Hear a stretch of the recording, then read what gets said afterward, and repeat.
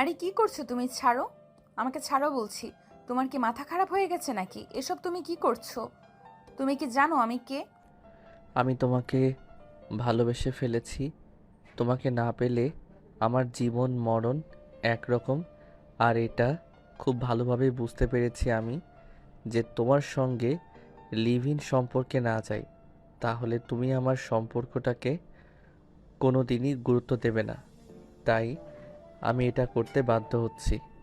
তোমার সঙ্গে room share করাটাই ছিল আমার জীবনের সবচাইতে বড় ভুল। তুমি কেন বুঝতে পারছো না? তুমি একটা ছেলে আর আমি একটা মেয়ে। তুমি চাইলে জীবনে অনেক কিছু করতে পারো, কিন্তু আমার সেটা সম্ভব নয়। মানুষ চাইলে তার জন্য কোনো কিছুই অসম্ভব নয়। যাই হোক, এখন কথা বাড়িয়ে সময় নষ্ট করে কোনো লাভ নেই।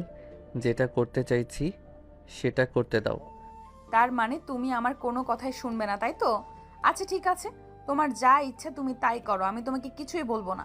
তবে একটা কথা মনে রেখো, এর জন্য তোমাকে পরকালে জবাব দিতে হবে।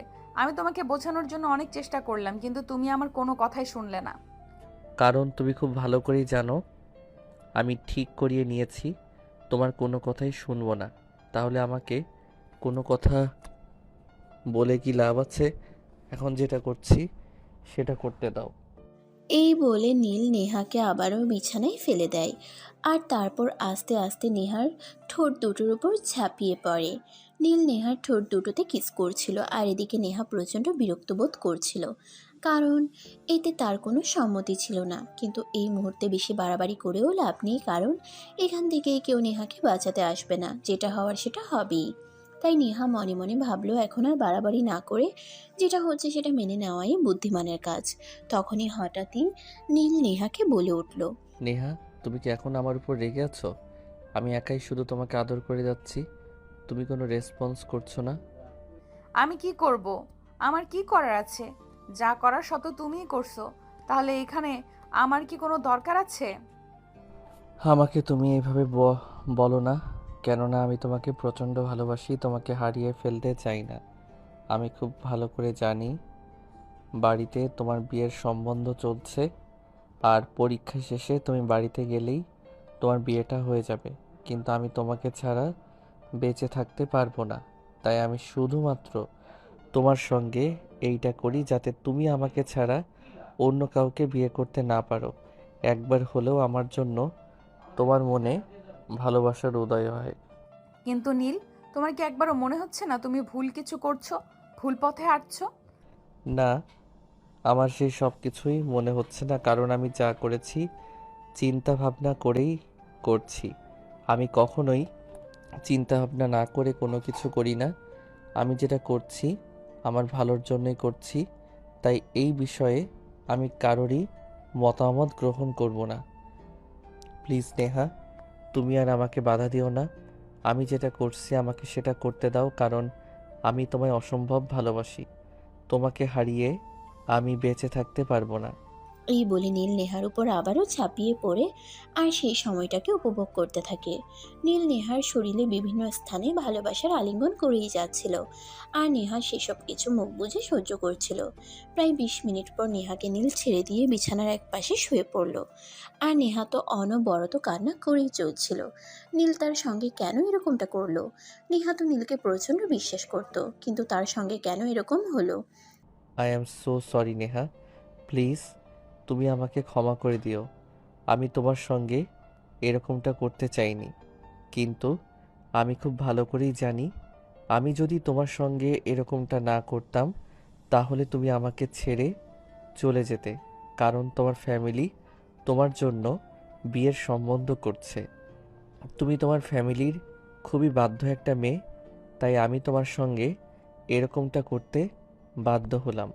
তুমি আমার সঙ্গে আর কোনো কথাই বলবে না। আমি তোমার সঙ্গে কোনো কথাই বলতে চাই না।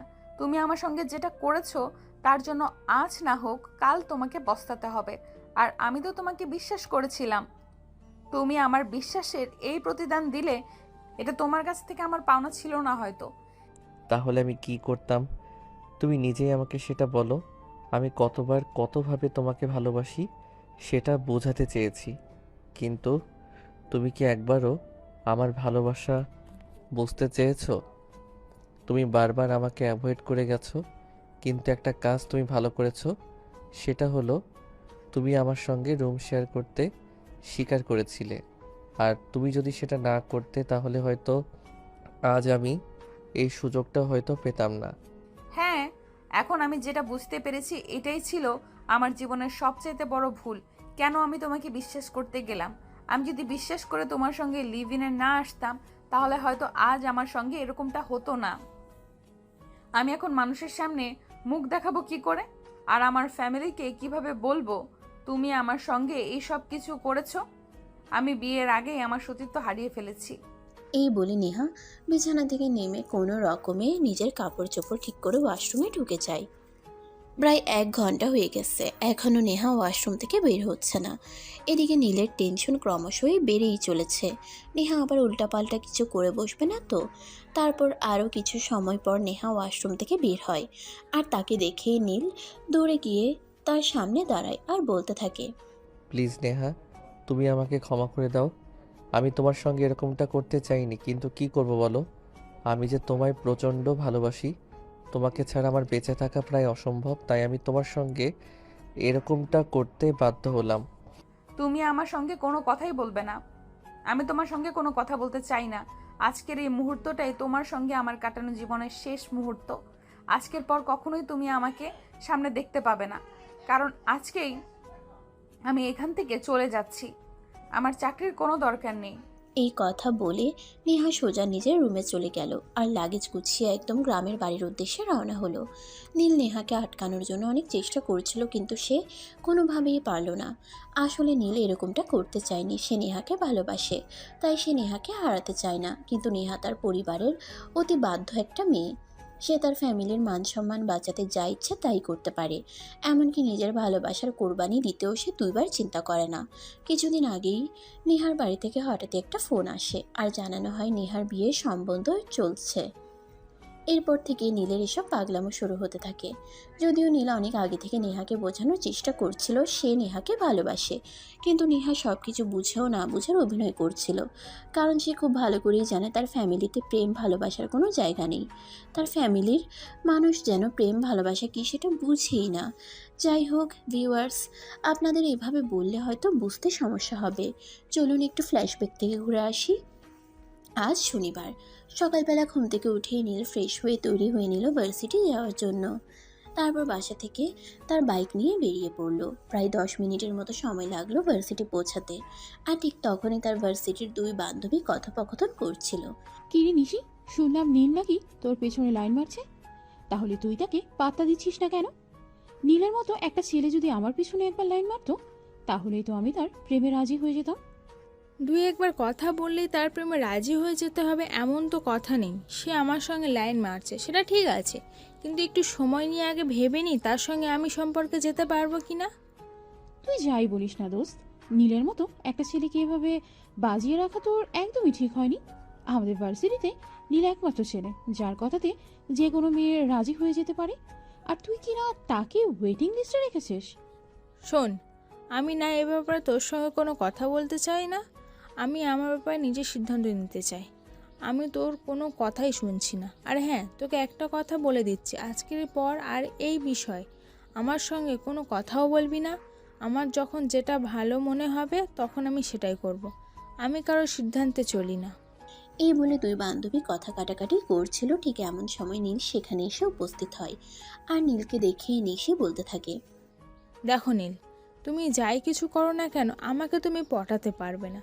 কারণ তোমার চাইতে বড়লোক বাবার ছেলেরা আমার পিছনে লাইন মারে, আমি তাদেরকেই পাত্তা দিই না। আর সেখানে তুমি তো একটা জাস্ট হাস্যকর বিষয়। ও তাই নাকি? আচ্ছা ঠিক আছে, কোনো সমস্যা নেই। এই রিমি, তুমি আমার সঙ্গে চলো, তোমাকে নিয়ে আজ ঘুরতে যাব। কি হলো রিমি, যাবে কিনা বলো? অফ মাই সুইট হার্ট, এটা তুমি কি বলেছো? তুমি আমাকে বলবে আর আমি তোমার সঙ্গে যাব না? এমনটা হতে পারে নাকি? তুমি 2-3 মিনিট দাঁড়াও, আমি আসছি। আরে রিমি, এসব তুই কি বলছিস? তুই এই ছেলের সঙ্গে ঘুরতে যাবি? তোর কি মাথা খারাপ হয়ে গেছে নাকি? আমার মাথা খারাপ হয়নি, আমার মাথা একদমই ঠিক আছে। আর আমি যা করছি ভেবেচিন্তে করছি। নীলের মতো একটা ছেলেকে অ্যাভয়েড করে চলার মতো বোকা আমি নই। তুই জানিস নীলের বাবার কোটি কোটি টাকার সম্পত্তি, আর সে নিজেও দেখতে যথেষ্ট হ্যান্ডসাম, তাই তাকে অ্যাভয়েড করে চলার মতো কোনো কারণ আমি খুঁজে পাচ্ছি না। তোর যা ইচ্ছে তাই কর। নীল, চলো, আমি তোমার সঙ্গে যাচ্ছি। হ্যাঁ রিমি, তুমি একদম ঠিক কথাই বলেছ। নিশির মতো বোকামি তুমি করো না। নিশি আমাকে পেয়েও অ্যাভয়েড করেছে, আর নিশি তোমাকে বলছি, আমি নীল কোনো মেয়েকে ট্রাই করব, আর সেই মেয়ে পড়বে না এমনটা হতেই পারে না। এখন থেকে তোমার আফসোসের দিন শুরু। যাও, গেট লস্ট। এই কথা বলেই নীল রিমিকে নিয়ে বাইকে করে ভার্সিটি থেকে বের হয়ে গেল। যদিও সে এসেছিল ভার্সিটিতে ক্লাস করতে, কিন্তু ক্লাস করা তো তার জন্য নয়, কারণ সে তো ভার্সিটিতে আসে প্রতিদিন নতুন নতুন মেয়ে নিয়ে ডেটিং করতে। এটা তার নিত্য দিনকার রুটিন বলা চলে। আজ সে এই মেয়ে, কাল ওই মেয়েকে নিয়ে ডেটিংয়ে যাবে। এটা তার অভ্যাস হয়ে গেছে, নয়তো তার ভালোই লাগে না। যাই হোক, এদিকে নীল আর রিমি দুজনে বাইকে বসেই গল্প করছিল। সো সুইটহার্ট, আমরা কোথায় যাচ্ছি সেটা তো আমায় বলো। যদিও তোমার সঙ্গে জাহান্নামে যেতেও আমার কোনো আপত্তি নেই। আরে এসব কি পাগলের মতো কথা বলছো? আমি তোমাকে নিয়ে জাহান্নামে কেন যেতে যাব? আমি তো তোমাকে নিয়ে সিনেমা হলে যাচ্ছি। আজ আমরা দুজনে সিনেমা দেখব আর অনেক মজা করব। রাজি মানে 100 বার রাজি। তোমাকে তো আমি আগে থেকেই বলেছি তোমার সঙ্গে জাহান্নামে যেতেও আমার কোনো সমস্যা নেই। তবে তোমাকে একটা কথা বলার আছে। সামনেই কিন্তু আমার সেমিস্টার ফি আছে, ওটা কিন্তু তোমাকে দিতে হবে। আরে বাবা, ঠিক আছে, কোনো সমস্যা নেই। সেমিস্টার ফি আর কত? মাত্র 25,000 টাকাই তো। সেটা তোমাকে আমি দিয়ে দেব, কোনো প্রবলেম হবে না। তুমি শুধু আমার সঙ্গে থেকো আর আমায় একটু আনন্দ দিও, তাহলেই হবে। আর কিছুই চাই না তোমার থেকে। তুমি আসলেই অনেক ভালো সুইটহার্ট। আমি বুঝতে পারলাম না নিশি কেন তোমায় অ্যাভয়েড করলো। তোমার মতো ছেলেকে কেউ অ্যাভয়েড করে? আসলে তুমি অনেক বুদ্ধিমান মেয়ে তো, তাই তুমি আমাকে বুঝতে পেরেছো। নিশি অনেকটা বোকা, তাই আমাকে বুঝতে পারিনি। কোনো সমস্যা নেই। তুমি আমায় আনন্দ দিতে পারলে তুমি আমার কাছে যা চাইবে আমি তোমাকে তাই দেব। এই কথা বলতে বলতে তারা বিশাল একটা ভবনের সামনে এসে দাঁড়ায়। তারপর বাইক পার্কিং করে নীল রিমিকে নিয়ে ভিতরে প্রবেশ করে। তারা লিফটে ছিল, তখনই হঠাৎ নীলের চোখ আটকে গেল একটা মেয়ের উপর। নীল যে লিফট দিয়ে উপরে উঠছিল, তার বিপরীত লিফট দিয়ে সেই মেয়েটা নিচের দিকে নামছিল। নীল হা করে সেই মেয়েটার দিকে তাকিয়ে আছে। নীল ভাবতেই পারছে না এটা মেয়ে না আকাশের পরী। মেয়ে মানুষ এতটা সুন্দরী হতে পারে নীল এর আগে কখনো দেখেনি। এই মেয়েটাকে যেন আল্লাহ তাআলা নিজের হাতে অপরূপ সৌন্দর্য দান করেছেন। তখনই নীল ওই মেয়েটার পেছনের মেয়েটা ওই ভবন থেকে বের হয়ে সোজা একটা দোতলা বাড়িতে ঢুকে। সে তার ব্যাগপত্র রেখে ড্রয়িং রুমে একটু বিশ্রাম নেবে ভেবেছে। তখনই সে কলিং বেলের আওয়াজ শুনতে পায়। এই সময় আবার কে আসলো? আমি তো সেটাই বুঝতে পারছি না। আন্টি আঙ্কেল তো আরো অনেকক্ষণ পরে আসবে, তাহলে কে এসেছে? আচ্ছা যাই হোক, আগে দরজাটা তো খুলি, তারপর দেখি কে এসেছে।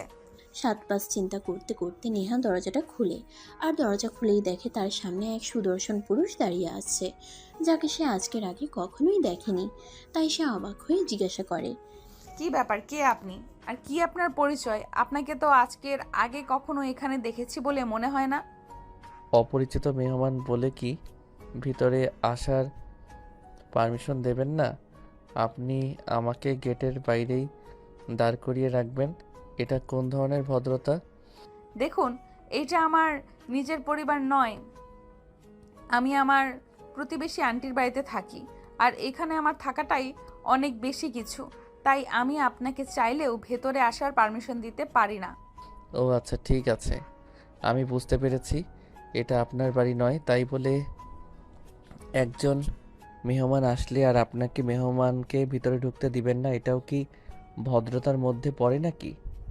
দেখুন, আপনাকে তো আমি চিনি না, আর আপনার সম্পর্কে কোনো কিছু জানিও না, তাহলে আপনাকে আমি কিভাবে ঢুকতে দিব বলেন? তাছাড়া এটা যদি আমার নিজের বাড়ি হতো তাহলে অন্য কথা।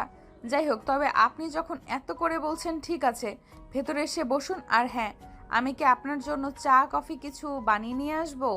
আপাতত আমার কিছুই লাগবে না, আমি শুধু আপনার সঙ্গে একটু কথা বলতে চাই। আপনার সঙ্গে 5 মিনিট কথা বলতে পারলেই হবে, আর আমার কিছুরই প্রয়োজন নেই। আপনি তো অদ্ভুত এক মানুষ। আপনার সঙ্গে আজকে আমার প্রথমবার দেখা হয়েছে, যেখানে আমি আপনার সঙ্গে কথাই বলতে চাই না, তারপরও আপনাকে বাসায় ঢুকালাম। আর এখন চা কফি কিছু অফার করছি, আপনি সেটা ফিরিয়ে দিয়ে বলছেন আপনি আমার সঙ্গে গল্প করতে চান। এটা কোন ধরনের অসভ্যতাম? আমি তো সেটাই বুঝতে পারছি না। আপনার সঙ্গে এতক্ষণ ধরে গল্প করছি, আমি তো আপনার নামটাই জানতে পারলাম না। যাই হোক, আপনার নামটা অন্তত বলুন, আর কিছু না হয় বাদই দিলাম। আপনি তো বড় অদ্ভুত মানুষ। যেখানে আমি আপনাকে চিনি না জানি না, হুটহাট করে বাসায় ঢুকে পড়েছেন আর এখন নানান ধরনের প্রশ্ন করছেন। আপনি এক্ষুনি বাসা থেকে বের হয়ে যান, তা না হলে কিন্তু আমি পুলিশে কল করতে বাধ্য হব। হা হা হা, আপনি আমাকে হাসালেন। আপনি তো আমার সম্পর্কে কোনো কিছু জানেনই না, আর সেখানে আপনি কি না আমাকে পুলিশের ভয় দেখাচ্ছেন। দেখুন, পুলিশে কল করে কোনো লাভ হবে না, বরঞ্চ পুলিশে আপনাকে হাজারটা প্রশ্ন করে একদম নাজেহাল করে ছেড়ে দেবে। তার চাইতে বরং এটাই ভালো হবে, আমি যেটা বলছি সেটাই করুন। তাছাড়া আর একটা কথা, আপনিও খুব ভালো করে জানেন, আপনার ফাঁকা বাসায় আমি একটা ছেলে মানুষ এসেছি। এটা শুনলে এলাকার লোকজনেরা আপনাকেই কটু কথা শোনাবে, আমাকে কিন্তু ছুঁতেও পারবে না। আমার নাম নেহা, নেহা ইসলাম। এবার তো হয়েছে, এবার আপনি বাসা থেকে বিদায় হন। আমি আর আপনাকে সহ্য করতে পারছি না, আর আপনাকে সহ্য করার মতো কোনো কারণও দেখতে পাচ্ছি না। So get out. Okay madam, ঠিক আছে, কোনো প্রবলেম নেই, আমি চলে যাচ্ছি। তবে আবারও খুব তাড়াতাড়ি আপনার সঙ্গে আমার দেখা হবে, এটা আপনি নিশ্চিন্ত থাকতে পারেন। এই কথা বলে নীল নেহাদের বাড়ি থেকে বের হয়ে বাইরে চলে আসে। আর তখনই হঠাৎ তার এক বন্ধু তাকে ফোন করে। কি ব্যাপার দোস্ত, কই রে তুই? সে কখন থেকে তোকে ফোন করছি কিন্তু তুই ফোন তুলছিস না।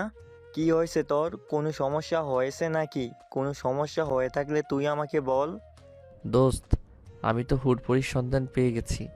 এতক্ষণ তো তার বাসাতেই ছিলাম, তার পরিচয় জানার চেষ্টা করছিলাম, কিন্তু সে আমাকে দেখে অনেক ভয় পেয়ে গেছে, তাই কোনো কিছুই জানতে পারিনি, শুধু নামটা ছাড়া। যাই হোক, বিকালে নদীর পাড়ে দেখা করিস। আচ্ছা দোস্ত, ঠিক আছে, কোনো সমস্যা নেই। তবে শোন, হুড়পড়ি খুঁজতে গিয়ে আবার আকাশের তারা হয়ে যাইস না, বলে দিলাম। আরে না দোস্ত, সেরকম কিছুই হবে না, এত চিন্তা করার কিছুই নেই। যাই হোক, তোকে যেটা বলছিলাম শোন, তুই কিন্তু বিকালে নদীর পাড়ে চলে আসবি, তারপর তোর সঙ্গে ওই বিষয়ে আলোচনা করব। ঠিক আছে দোস্ত, সমস্যা নেই। আমি ঠিক বিকেল 4টার মধ্যেই নদীর পাড়ে চলে যাব। আর হ্যাঁ, তোকে আমি একটা কারণে ফোন করেছিলাম। আমাকে 50,000 টাকা দিতে পারবি? আজ বিকেলেই আমার বড় মামা হঠাৎ অসুস্থ হয়ে পড়েছেন আর আমাদের কাছে কিছু টাকা চাইছেন। কিন্তু এই মুহূর্তে তো আমার বাবার হাতে কোনো টাকা নেই, তাই বলছিলাম কি, তুই যদি এই হেল্পটা করতি তাহলে অনেক উপকার হতো। ঠিক আছে দোস্ত, সমস্যা নেই, তুই টাকাটা আজ বিকালে পাবি না, কারণ আমার হাতে ক্যাশ অত টাকা নেই। আমি আমার বাবাকে বলে দেব কাল সকালে তুই বাবার অফিসে চলে যাস, বাবা তোকে টাকাটা দিয়ে দেবে। ওকে দোস্ত, ঠিক আছে, থ্যাংক ইউ সো মাচ। তোর মতো বন্ধু থাকাটা ভাগ্যের ব্যাপার। তোর মতো বন্ধু যার আছে সে সত্যিই খুব লাকি পারসন। হয়েছে, এখন আর বক বক না করে ফোনটা কেটে দে, কারণ আমি খুব ভালো করেই জানি আমার বন্ধুরা সবগুলোই স্বার্থপর, সবাই আমাকে টাকার জন্যই খোঁজে, নয়তো কেউ আমার খোঁজই রাখে না। তোর কাছে টাকা চাইলাম বলে তুই এভাবে বলতে পারলি? তুই না আমার বন্ধু হস, আর বন্ধুত্বের এই পরিচয় দিলি তুই? ঠিক আছে, কোনো সমস্যা নেই, লাগবে না তোর টাকা, তুই থাক তোর টাকা নিয়ে। আরে না দোস্ত, তুই মন খারাপ করিস না, আসলে আমি তোর সঙ্গে একটু মজা করছিলাম। যাই হোক, বিকালে কিন্তু ঠিক সময় চলে আসিস। এই কথা বলতে বলতে নীল ফোনটা কেটে দেয়। আর অপর প্রান্ত থেকে রাজ ফোনটা রেখে মুচকি মুচকি হাসতে থাকে, কারণ নীল তেমন একটা ভুল কথা বলেনি। নীলের যত বন্ধু বান্ধব আছে সবাই নীলকে প্রয়োজনেই ব্যবহার করে। এমনকি নীল যে কাপড় চোপড় বদলানোর মতো গার্লফ্রেন্ড বদলায়, তারাও কিন্তু নীলকে স্বার্থের জন্যই ব্যবহার করে। তাই নীলের বলা কথাগুলো খুব একটা ভুল নয়। যাই হোক, এদিকে দেখতে দেখতে বিকেল হয়ে গেল। রাজ নদীর পাড়ে বসে নীলের জন্য অপেক্ষা করছে। তখনই হঠাৎ আরং 5 মোটরসাইকেলে এসে হুশ করে দাঁড়িয়ে পড়ে। রাজের বুঝতে বাকি রইল না তার পিছনে যে বাইকটা দাঁড়িয়েছে সেটা নীলের, তাই সে পেছন ফিরে না তাকিয়েই বলতে থাকে, এতক্ষণে তোর আসার সময় হলো? আমি সেই আধা ঘন্টা ধরে এখানে বসে বসে তোর জন্য অপেক্ষা করছিলাম। যাই হোক, এখন যেহেতু শিয়াল মেরে বিকেলে এসেছিস, তো বল কি হয়েছিল তোর? কোনো হুলপড়ি তুই পেয়েছিস? হ্যাঁ রে দোস্ত, আমি মিথ্যে বলছি না, সত্যি এবার হয়তো আমি সত্যিকারে কারো প্রেমে পড়ে গেছি, যাকে আমি ভুলে থাকতে পারবোই না। আর তাকে ভুলে থাকা অসম্ভবই বলা চলে। সে দেখতে এতটাই সুন্দর যে শুধু আমি নই, পৃথিবীর যে কোনো ছেলে তার দিকে একবার চোখ তুলে তাকালে আর চোখ ফেরাতে মন চাইবে না। তাহলে একটা কাজ কর না দোস্ত, তোর সেই হুড়পড়িকে আমার কাছে দিয়ে দে। কারণ তুমি তো খুব ভালো করেই জানিস আমার ফ্যামিলির মানুষ আমাকে অনেক দিন ধরেই বিয়ে করার জন্য চাপ দিচ্ছে, কিন্তু আমি আমার মনের মতো কাউকেই খুঁজে পাচ্ছি না। এবার যদি তোর পরিটাকে আমায় দিয়ে দিস, তাহলে আমি বিয়ের কাজটা সেরে ফেলতে পারি। একদম জীবন মাঞ্জা বরাবর একটা লাথি। এতদিন তোরা প্রেম করেছিস, আমি কি তোদের কিছু বলেছি? আমি তো শুধু মেয়েদের নিয়ে ডেটিংয়ে যেতাম আর বাপের পয়সা উড়াতাম। এবার কিন্তু আমি সত্যি বলছি, আমি সত্যি সত্যি কারোর প্রেমে পড়ে গেছি। আর প্রেমে পড়েছি বললে ভুল হবে, কারণ আমি তাকে ভালোবেসে ফেলেছি। আমি তাকে এক মুহূর্তের জন্যেও ভুলতে পারছি না। তার সাথে দেখা হওয়ার পর থেকে প্রতিটা সেকেন্ডে, প্রতিটা মিনিটে আমার চোখের সামনে শুধু তার ছবি ভাসছে। আমার জীবনটা এখন সেই হুর পরিময় হয়ে গেছে। আচ্ছা দোস্ত, ঠিক আছে, এখন ফাজলামো বাদ দিয়ে কাজের কথা বলি। তোর সেই হুড়পড়ির পরিচয় কি সেটা তো বল। তুই যদি কিছুই না বলিস তাহলে আমি বুঝবো কি করে? ওর নাম নেহা, নেহা ইসলাম। সে নিজেই বলেছে। আর এখানে তার এক আন্টির বাসায় থেকে জব করে হয়তো। আর কিছুই জানি না, তবে কাল থেকে তার বিষয়ে ইনফরমেশন নেওয়া শুরু করব। ওরে বাবা রে বাবা, তুই তো দেখছি একদম গোয়েন্দাগিরি শুরু করে দিবি। ভাবছিস কাউকে পছন্দ হয়েছে তোর, প্রেমে পড়েছিস, তো গোয়েন্দাগিরি করার কি আছে? শোন, তুই যেরকমটা ভাবছিস সেরকমটা নয়। আমি কিন্তু মেয়েটার প্রেমে পড়েছি নয়, আমি মেয়েটাকে ভালোবেসে ফেলেছি। আর যাকে ভালোবাসবো, যাকে নিয়ে আমি সারা জীবন কাটানোর স্বপ্ন দেখছি, তার সম্বন্ধে একটু খোঁজ খবর নেব না? সেটা তো হয় না। আমি সব কিছু চিন্তা ভাবনা করে তারপরে সিদ্ধান্ত নেই। এটা তো তুই জানিস নাকি? ও তাই নাকি? প্রতিদিন ড্রেস চেঞ্জ করার মতোই গার্লফ্রেন্ড চেঞ্জ করা বন্ধুটিও নাকি কাউকে ভালোবেসে ফেলেছে, আর এটাও নাকি আমাকে বিশ্বাস করতে হবে? তুই সত্যিই আমাকে হাসালি বন্ধু, তুই না থাকলে আমি এতটা হাসতেই পারতাম না। যাই হোক, বাদ দে, তোর হুলপরিটাকে একবার একটু দেখাতো, দেখি তার নিশ্চয়ই কোনো ছবি তোর কাছে রয়েছে। না, আমি তার কোনো ছবি আনিনি। তবে আগামীকাল সকালেই আমি তাকে ফলো করব।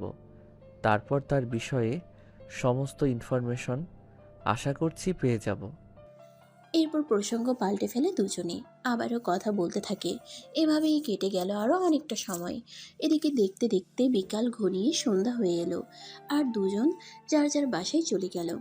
এর পরের দিন সকালবেলা নীল 6টা বাজে অ্যালার্ম দিয়ে রেখেছিল। সে ঘুম থেকে উঠে ফ্রেশ হয়ে নিল, তারপর রেডি হয়ে নিচে আসতে দেখলেই তার মা তাকে বলে, কি ব্যাপার, সূর্য আজ কোন দিক থেকে উঠেছে? আমি তো সেটাই বুঝতে পারছি না। আমার ছেলে তো কখনো এত সকালবেলা ঘুম থেকে ওঠে না। মা, আজ থেকে প্রতিদিন সূর্য পূর্ব দিকে উঠবে বলে ঘোষণা করা হয়েছে। তবে এর আগে কোন দিকে উঠতো সেটা আমার জানা নেই। যাই হোক, আমার ব্রেকফাস্ট নিয়ে তোমাকে চিন্তা করতে হবে না। আমি বাইরে থেকে ব্রেকফাস্ট করে নেব। এখন আমি বেরোচ্ছি, আর কখন ফিরবো সেটাও জানি না। এগুলো কোন ধরনের কথা? আমি তো সেটাই বুঝতে পারছি না। এখন সবে মাত্র সকাল 7টা বাজে, আর তুমি বাসা থেকে বের হয়ে যাচ্ছ। আর তারপর তুমি কখন বাসায় ফিরবে তারও কোনো ঠিক ঠিকানা নেই। এটা কি হয় নাকি? তুমি যেখানেই যাও না কেন, তোমাকে কিন্তু ভার্সিটি যেতেই হবে, কারণ সামনেই তোমার এক্সাম আছে। পরপর 3 বছর ধরে একই সেমিস্টারে পড়ে রয়েছো। তোমার কি একটুও লজ্জা করে না এটা নিয়ে? মা শোনো, তোমাকে একটা কথা বলি। লজ্জা হলো নারীদের ভূষণ। আমি তো আর নারী নই, তাহলে আমার কেন লজ্জা করবে বলো? আমার একটু লজ্জা করে না, বরঞ্চ আমার আরও খুবই ভালো লাগে। প্রতি বছর ভার্সিটিতে নতুন নতুন মেয়ে আসে, আর প্রতিদিনই আমি একটা একটা নতুন মেয়ের সঙ্গে প্রেম করতে পারি। যাই হোক, তবে একটা কথা এখন তোমায় বলি, আজকের পর থেকে হয়তো আর প্রতিদিন নতুন নতুন গার্লফ্রেন্ড চেঞ্জ করতে হবে না, কারণ আমি পার্মানেন্টলি একজনকে পেতে চলেছি। ওরে বাবা রে বাবা, যে ছেলেটাকে দেখলেই সবাই প্লে বয় বলে, আর সে কিনা এখন পার্মানেন্টলি কারো সঙ্গে প্রেম করতে যাচ্ছে, এটাও আমাকে বিশ্বাস করতে হবে? যাই হোক, আমি অত কথা শুনতে চাই না। তোমাকে এখন থেকে প্রতিদিন ভার্সিটি যেতেই হবে, আর প্রত্যেকটা ক্লাস অ্যাটেন্ডও করতে হবে। আমি আদৌ আর পড়াশোনা করব কি না সেই বিষয়ে নিশ্চিত নই, তবে আমি এখন আসছি। আর আমাকে ফোন করলেও কোনো লাভ হবে না। আমি যেখানে যাচ্ছি সেই কাজটা শেষ না করে আমি কোনোভাবেই আর বাড়িতে আসবো না। যদিও এরপর তার মা তাকে কিছু জিজ্ঞাসা করতে চাইছিল, কিন্তু সে আর এই বিষয়ে কোনো সুযোগ না দিয়ে সোজা বাসা থেকে বের হয়ে চলে গেল। 8টা বাজার আগেই সে নেহাদের বাড়ির সামনে দাঁড়িয়ে অপেক্ষা করতে থাকে। নেহা তখন ব্যালকনিতে দাঁড়িয়ে চুল আঁচড়াচ্ছিল। তখনই সে নীলকে দেখতে পায় আর ব্যালকনি থেকেই বলে, এই যে মিস্টার, কি ব্যাপার, কি সমস্যা আপনার? আপনি আজকেও আবার আমার বাড়ির সামনে দাঁড়িয়ে কি দেখছেন, কি করছেন? যদি আমি বলি আপনার বাড়ির সামনে দাঁড়িয়ে আমি আপনার জন্যই অপেক্ষা করছিলাম, তাহলে আপনার উত্তরটা কি হবে সেটাই বলুন। দেখুন, আমি আপনাকে কালকেও বলেছি আর আজকেও বলছি, এটা কিন্তু আমার নিজের বাড়ি নয়। আমি আমার আন্টির বাসায় থাকি। শহরে আমার চেনা জানা কেউ নেই, তাই বলে আমি এখানে উঠেছি আর একটা চাকরি করছি। তো আমি চাই না আপনি কোনোভাবে আমাকে বিরক্ত করুন। কোনো সমস্যা নেই, আমি আর বিরক্ত করব না এখানে এসে। তবে আমি ওই চায়ের দোকানে বসে তোমার জন্য অপেক্ষা করছি। তোমার সঙ্গে কিছু কথা আছে। একদমই নয়, আমি আপনার সঙ্গে কোনো কথা বলতে চাই না। আপনি চুপচাপ এখান থেকে সোজা নিজের বাড়িতে চলে যান, আর কখনো আমাকে ফলো করতে আসবেন না। আমি বুঝতে পারছি না সমস্যা আপনার, আর কেনই বা আপনি এইভাবে আমার পেছনে পড়ে আছেন। আমি তো আপনার কোনো ক্ষতি করিনি, এমনকি আপনার কোনো পাকা ধানে মই দিয়েছি বলেও তো মনে হচ্ছে না। এই কথাটা শুনতে শুনতে নীল নেহাকে কোনো উত্তর না দিয়ে সেখান থেকে চলে গেল। পাশে এই চায়ের দোকানে বসে অপেক্ষা করছিল কখন নেহা বাসা থেকে বের হবে আর সে নেহার সঙ্গে কথা বলবে। এভাবেই চলে গেল প্রায় 15 মিনিটের মতো সময়। 15 মিনিট পর নেহা বাসা থেকে বের হয়ে অফিসে যাওয়ার উদ্দেশ্যে বাসার সামনে দাঁড়িয়ে নেহা রিকশার জন্য অপেক্ষা করছিল। তখনই নীল বাইক নিয়ে তার সামনে এসে দাঁড়ায় আর বলে, যদি আপনার গন্তব্যস্থলের ঠিকানাটা দেন, তাহলে আমি আপনাকে আপনার গন্তব্যস্থল পর্যন্ত পৌঁছে দিয়ে আসতে পারি। আমার কোনো প্রবলেম হবে না। জি না সাহেব, তার কোনো প্রয়োজন হবে না। আমি রিক্সা পেয়ে যাব, আর আমার গন্তব্যস্থলে রিক্সা করে পৌঁছে যেতে পারবো। আপনার কোনো হেল্পের আমার প্রয়োজন নেই। আপনি এখন এখান থেকে আসতে পারেন। আপনি কেন আমাকে এতটা বিরক্ত করছেন সেটা কি আমি জানতে পারি? কারণটা খুব বেশি কিছু নয়, কারণটা খুবই সোজা, আর তুমি চাইলে আমি সেটা তোমাকে বলতেও পারি। হ্যাঁ, আমি তো সেটাই জানতে চাইছি, কি এমন কারণ যার কারণে আপনি এইভাবে আমার পেছনে পড়ে আছেন? যেই কারণটা তো আমার জানাটা খুব দরকারি, খুব জরুরি। তো প্লিজ দেরি না করে বলে ফেলুন, আপনি কেন আমার পেছনে এভাবে পড়ে আছেন? যদি বলি তুমি আমার মন চুরি করে নিয়েছো, আর তাই আমি তোমার পিছনে ঘুরঘুর করছি। এই যে মিস্টার, ভদ্র ভাষায় কথা বলুন। আমি চুরি করতে যাব কেন? ওসব চুরি টুরির অভ্যাস আমার নেই। সো এইসব কথা বলতে আপনি আর কখনোই আমার পেছনে আসবেন না, আর আমি আপনাকে আমার সামনে দেখতেও চাই না। আর একটা কথা তো আমি আপনাকে আগেই বলে দিয়েছি, আমি এখানে কিন্তু নিজের বাড়িতে থাকি না। এইখানে আমাকে অনেক কিছু মেনটেন করতে হয়, তাই আপনি এমন কিছু করবেন না যাতে আমার এখানে থাকাটা কষ্টসাধ্য হয়ে দাঁড়ায়। তুমি এখানে থাকা নিয়ে চিন্তা করছো, আমি কিন্তু মোটেও তোমার থাকা নিয়ে চিন্তা করছি না। কারণ এই শহরটা এতটাও ছোট নয় যেখানে তোমার থাকার জায়গা হবে না। যাই হোক, কোথায় যাচ্ছিলে সেটা বলো, আমি তোমায় পৌঁছে দিয়ে আসি। আরে মিস্টার, আপনার মতো পোলাপান তো আমি জীবনেও দেখি নাই। আমি তো আপনাকে বললাম আমার আপনার হেল্পের কোনো প্রয়োজন নেই, তারপরও আপনি কেন এভাবে ছ্যাঁচড়ামি করছেন? আমি তো বলেছি আপনি এখান থেকে চলে যান। আমি আপনার সঙ্গে কোনো কথাই বলতে চাই না। এরপর নীল কিছু একটা বলতে চাইছিল, ঠিক তখনই সেখানে রিক্সা চলে আসে আর নেহা রিক্সায় উঠে যায়। তখন নীল আর কোনো উপায় অন্তর না দেখে মোটর সাইকেল নিয়ে নেহার পেছনে ফলো করতে থাকে। রিক্সা যেখানে এসে দাঁড়ালো সেই জায়গাটা দেখে তো নীলের চক্ষু চড়ক গাছ, কারণ এটা তো নীলের বাবার অফিস, মাইক্রোসফট কোম্পানি। তার মানে কি নেহা এখানেই চাকরি করে? নেহা অফিসের ভিতরে চলে যাওয়ার পর নীল গেটের সামনে থাকা সিকিউরিটিকে প্রশ্ন করে। সিকিউরিটি, এই মেয়েটা কি এখানেই চাকরি করে? হ্যাঁ ছোট সাহেব, এই তো 2 মাস হলো এই মেয়েটা এখানে চাকরি নিয়েছে। আর বড় সাহেবের কাছ থেকে শুনলাম মেয়েটা নাকি খুব ভালো আর খুব ভালোভাবে কাজ করে। কিন্তু একটা কথা আমাকে বলুন তো, আপনি কেন এই বিষয়ে জানতে চাইছেন? সেসব কথা আপনার না জানলেও চলবে। আগামীকাল আপনি সব কিছুই জানতে পেরে যাবেন। যাই হোক, এখন আমি আসছি। আর হ্যাঁ, এই মেয়েটার প্রতি কিন্তু একটু বিশেষ নজর রাখবেন। আমি আশা করি আপনাকে কি বলেছি আপনি বুঝতে পেরেছেন। নজর রাখতে হবে সেটা নয় বুঝলাম, কিন্তু কারণ কি এই পেছনে সেটা যদি আমাকে বলতেন তাহলে হয়তো আমার বুঝতে আরও একটু সহজ হতো। আপনি ছোট মানুষ, ছোট মানুষের মতোই থাকেন না। আপনি কেন এত কিছু জানতে চাইছেন? যাই হোক, আমি এখন আসছি। আর হ্যাঁ, আমি যে এই কোম্পানির এমডির ছেলে সেটা যেন এই মেয়েটা কোনোভাবেই জানতে না পারে। আর আমি যে এই অফিসের এমডির ছেলে সেটা কিন্তু আপনি ছাড়া এই অফিসের অন্য কোনো স্টাফ জানে না। ঠিক আছে স্যার, কোনো সমস্যা নেই। তবে বিষয়টা কি সেটা আমি কিছুটা আন্দাজ করতে পেরেছি। তবে আপনি কোনো চিন্তা করবেন না, আমি কখনোই এই বিষয়টা কারোর কাছে প্রকাশ করব না। তখন নীল আর কোনো কথা না বলে সোজা সেখান থেকে বাসায় চলে আসে। বিকেলবেলা যখন তার বাবা বাসায় আসলো তখন সে তার বাবার সঙ্গে কথা বলতে চায়। বাবা, আমি তোমার সঙ্গে কিছু কথা বলতে চাই, এবং এক্ষুনি, কারণ আমার কথা বলাটা খুবই জরুরি। তুমি আমার সঙ্গে কথা বলতে চাও সে বেশ ভালো কথা, কিন্তু হঠাৎ কি এমন জরুরি দরকার পড়লো? না মানে আসলে তুমি তো বিগত 3 বছরে একবারও আমার সঙ্গে ভালোভাবে কথা বলনি, তা আজ হঠাৎ তোমার কি এমন দরকার পড়লো যে খুব জরুরি কথা বলতে হবে? বাবা, আমি কাল থেকে তোমার অফিসে জয়েন করতে চাই, তোমার উত্তরাধিকারী হিসেবে নয়, সাধারণ একজন স্টাফ হিসেবে। এসব তুমি কি বলছো? তোমার কি মাথা খারাপ হয়ে গেছে নাকি? আমি তো সেটাই বুঝতে পারছি না। তুমি আমার অফিসে চাকরি নিবে, তাও আবার অফিসের সাধারণ একজন স্টাফ হিসেবে? কেন সেটা একবার আমাকে খুলে বলো, তারপর আমি চিন্তা করে দেখব।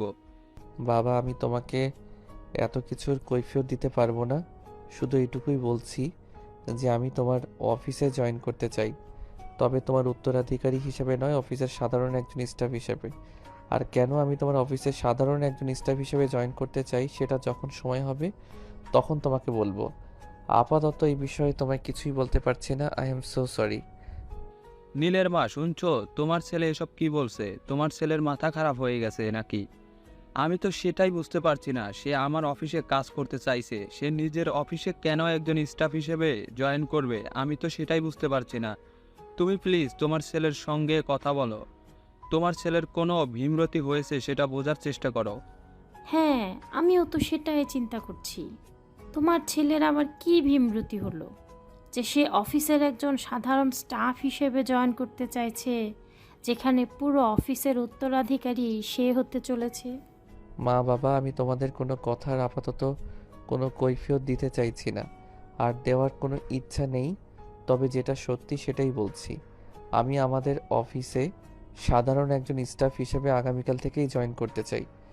আমি তোমার এসব পাগলামো নিতে পারবো না। তোমার যা ইচ্ছে তুমি তাই করতে পারো, কিন্তু তোমাকে আমি কোনোভাবেই আমার অফিসের একজন স্টাফ হিসেবে অ্যাপয়েন্টমেন্ট করতে পারি না। কারণ তুমি খুব ভালো করেই জানো আমাদের মাইক্রোসফট কোম্পানি, আমাদের অফিসের সমস্ত কাজ কম্পিউটারের মাধ্যমে হয়ে থাকে।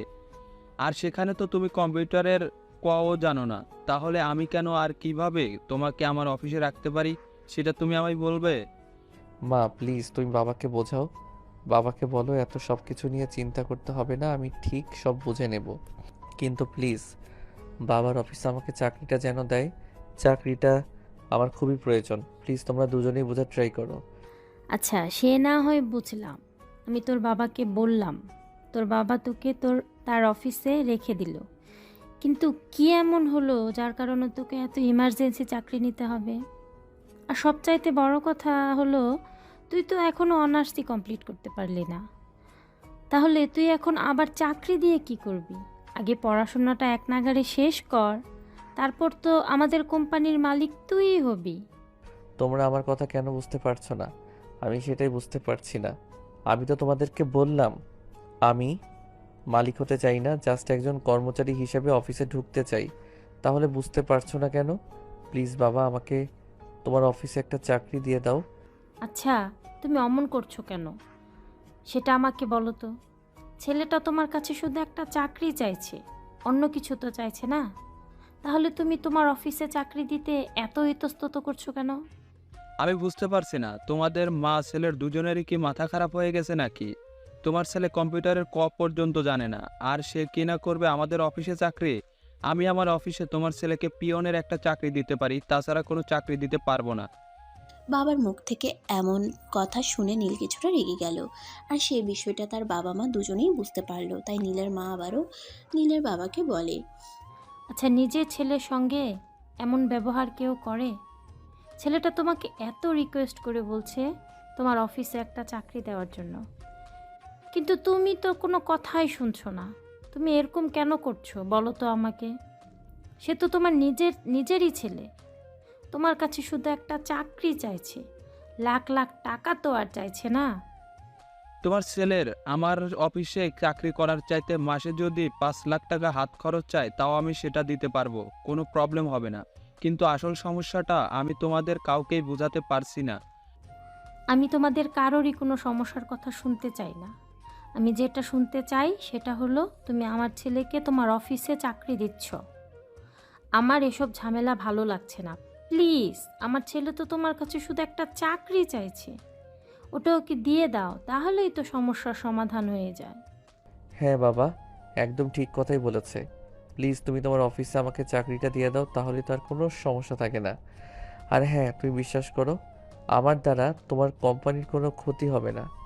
আর সেটা আমি হতে দেব না, কারণ কয়দিন পরে তো সেই কোম্পানির মালিক আমি হতে চলেছি। আর নিজের ক্ষতি কেউ জেনে শুনে করে না, তাই এইটুকু ভরসা তুমি আমাকে করতেই পারো। নীল আর নীলের মা দুজনে এভাবে নীলের বাবাকে রিকোয়েস্ট করেই যাচ্ছিল। অবশেষে নীলের বাবা সবকিছু মেনে নেয় আর নীলকে বলে, আচ্ছা ঠিক আছে, আমি তোমাদের মা ছেলের কথা মেনে নিলাম, তোমার ছেলেকে আমাদের অফিসে রেখে দিলাম, আর একটা চাকরিও দিলাম। তবে একটা কথা, তোমার ছেলে কিন্তু আমার অফিসের কোনো জিনিস টাচ করতে পারবে না। সে যেটা চাইছে সেটাই হবে। আমি তাকে চাকরি দিব, কিন্তু সে আমার অফিসে কোনো কাজ করবে না। যদি তোমার ছেলে আমার এই শর্তটা মেনে নিতে পারে, তাহলেই তোমার ছেলেকে বলো কাল থেকে অফিসে আসতে, আর না হয় তো তোমার ছেলের অফিসে আসার কোনো প্রয়োজন নেই। ঠিক আছে বাবা, তুই আমাকে যা শর্ত দেবে তাই আমি মেনে নেব। আমি তোমার অফিসের কোনো জিনিস টাচ অবধি করব না। আমার শুধু চাকরিটা হলেই চলবে। আমি তোমার অফিসে নিয়মিত যাওয়া আসা করতে পারলেই হবে। এই বলে নীল খুশিতে গদগদ হয়ে নীলের রুমে চলে যায়। আর পরের দিন সকালে অফিসে যাওয়ার জন্য নিজেকে মনে মনে প্রস্তুত করতে থাকে। পরের দিন সকাল 7টা বাজতে না বাজতেই নীল ঘুম থেকে উঠে ফ্রেশ হয়ে তৈরি হয়ে নেয় আর নাস্তার টেবিলে চলে আসে। এটা দেখে তার মা তাকে বলতে থাকে, কি ব্যাপার নীল, তুই আজ এত সকালে ঘুম থেকে উঠলি কি করে? তুই তো কখনো সকাল 10টার আগে ঘুম থেকে উঠিস না। আজ সূর্যটা কোন দিক থেকে উঠেছে আমি তো সেটাই বুঝতে পারছি না। তোর বিষয়টা কি বল তো শুনি। আমার আবার বিষয় কি হতে যাবে? আজ আমি বাবার অফিসে প্রথম জয়েন করব, সেটা তো তোমরা সবাই জানো, তাই একটু সকাল সকাল ঘুম থেকে উঠেছি, এছাড়া কিছুই নয়। ও আচ্ছা, এতক্ষণে বিষয়টা ক্লিয়ার বুঝতে পেরেছি আমি। আমি তো ভেবেছিলাম মনে হয় সূর্য আজকে পশ্চিম দিকে উদিত হয়েছে, তাই তুই সকাল সকাল ঘুম থেকে উঠে গেছিস। যাই হোক, নাস্তা করে যাবি নাকি বাইরে নাস্তা করবি? আমি বাইরে নাস্তা করতে যাব কেন? আমি তো বাইরের খাবার খাই না, এটা সবাই জানো। আমি বাড়ি থেকে নাস্তা করে তারপরেই বের হব। ও আচ্ছা, ঠিক আছে, কোনো সমস্যা নেই, আমি বুঝতে পেরেছি। তুই একটু বস, আমি এক্ষুনি তোর নাস্তা রেডি করে দিচ্ছি। অতঃপর নীলের মা নীলকে সকালের নাস্তা তৈরি করে দিল আর নাস্তা খেয়ে অফিসের উদ্দেশ্যে বেরিয়ে পড়ল। 30 মিনিটের মতো সময় লাগলো অফিসে পৌঁছাতে। অফিসের গেট দিয়ে ঢুকতে যাবে ঠিক এমন সময় নেহার সঙ্গে তার দেখা হয়। নেহা তার অফিসে নীলকে দেখতে পেয়ে তো একদম অবাকের চূড়ান্ত সীমানায় পৌঁছে গিয়ে জিজ্ঞাসা করে, কি ব্যাপার মিস্টার, কি সমস্যা আপনার? আজ আপনি আমার অফিস পর্যন্ত চলে এসেছেন দেখছি। নেহার এই কথা শুনে নীল কিছু না জানার ভান করে নেহাকে বলে, এসব কি বলছেন আপনি? আপনি কি অফিসে চাকরি করেন নাকি? যাই হোক, সেটা আমার জানা ছিল না। তবে একটা কথা আপনাকে বলার আছে, আমার এই অফিসেই চাকরি হয়েছে। আজকে আমার জয়েন ডেট। আমি তো আপনার কথার আগা গোড়া কিছুই বুঝতে পারছি না, কারণ আমাদের এই কোম্পানির কোনো লোক নিয়োগ করার আগে অফিসের নোটিশ বোর্ডে নিয়োগ বিজ্ঞপ্তি দেয়, কিন্তু বিগত কয়েকদিনে কোনো নিয়োগ দেওয়া হয়েছে বলে তো আমার জানা নেই। আসলে বিষয়টা আপনি যেরকম ভাবছেন সেরকম নয়। আমারই পরিচিত একজন এই অফিসে চাকরি করে, বলতে পারেন খুব কাছের মানুষ। আমার একটা চাকরির প্রয়োজন ছিল, আমি তাকে বলেছিলাম, তাই সে ব্যবস্থা করে দিয়েছে। ও তাই নাকি? আচ্ছা ঠিক আছে, কিন্তু আপনাকে একটা কথা বলে রাখি, আপনি অফিসে চাকরি পেয়েছেন বলে আমার পেছনে পড়ে থাকবেন এমনটা কিন্তু ভুলেও করবেন না। যদি আপনি অফিসে এসে আমাকে কোনো প্রকার বিরক্ত করেন, তাহলে কিন্তু আমি ডিরেক্ট কোম্পানির অথরিটির কাছে আপনার নামে নালিশ জানাতে বাধ্য হব। এটা আপনার অধিকার, আপনি এটা করতেই পারেন। আমি আপনাকে এ ব্যাপারে কোনো কথা বলতে চাই না। যাই হোক, অফিস টাইম তো হয়ে গেছে, চলুন ভেতরে যাওয়া যাক। অতঃপর দুজনে কথা বলতে বলতে অফিসের ভিতরে চলে আসেন। নেহা নিজের ডেস্কে চলে যায় আর নীল চলে যায় ম্যানেজারের রুমে। আর কিছুক্ষণ পর ম্যানেজার নিজেই নীলকে নেহার পাশের ডেস্কে নিয়ে আসে। নীলকে নেহা নিজের পাশের ডেস্কে দেখে আরও অবাক হয় আর তখন ম্যানেজার সাহেবকে জিজ্ঞেস করে, কি ব্যাপার স্যার, এই ছেলেটাকে এখানে নিয়ে এসেছেন কেন? এই ছেলেটা কি এখানে কাজ করবে নাকি? হ্যাঁ, এই হলো নীল, আর আজকে থেকে আমাদের অফিসে জয়েন করবে আর তোমাদের পাশের ডেস্কে কাজ করবে। কেন, তোমার কোনো সমস্যা আছে নাকি? না স্যার, আমার কোনো সমস্যা থাকতে যাবে কেন? তবে একটা কথা বলার আছে, এই ছেলেটা কিন্তু আমার পূর্ব পরিচিত, আর আপনি আমাদের অফিসের ম্যানেজার, তাই আপনাকে আমি কথাটা বলে দিতে চাই, এই ছেলেটা যেন আমাকে কোনোভাবে কোনো বিরক্ত না করে। এই ছেলেটা যদি আমাকে কোনোভাবে কোনো বিরক্ত করে, তাহলে কিন্তু আমি অফিস ছেড়ে চলে যেতে বাধ্য হব। স্যার, এই বিষয়ে আপনি একটু চিন্তা করবেন না, আমি ওনাকে কোনো বিরক্ত করব না, আপনি নিশ্চিন্ত থাকতে পারেন। তখন ম্যানেজার আর কোনো কথা না বলে চুপচাপ সেখান থেকে চলে গেল আর নীল তার কাজের জায়গায় বসে পড়ল।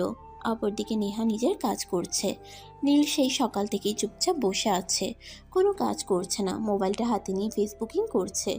এদিকে দেখতে দেখতে লাঞ্চ টাইম হয়ে গেল। যে যার যার মতো ক্যান্টিনে গিয়ে দুপুরের খাবার খেয়ে নিল, কিন্তু নীল তখনও নিজের কাজের জায়গাতেই বসে আছে। নেহা দুপুরের খাবার খেয়ে যখন ক্যান্টিন থেকে বের হয়ে আসে, তখন নীলকে দেখে প্রশ্ন করে, কি ব্যাপার মিস্টার, আপনি এখনো এখানে বসে আছেন কেন?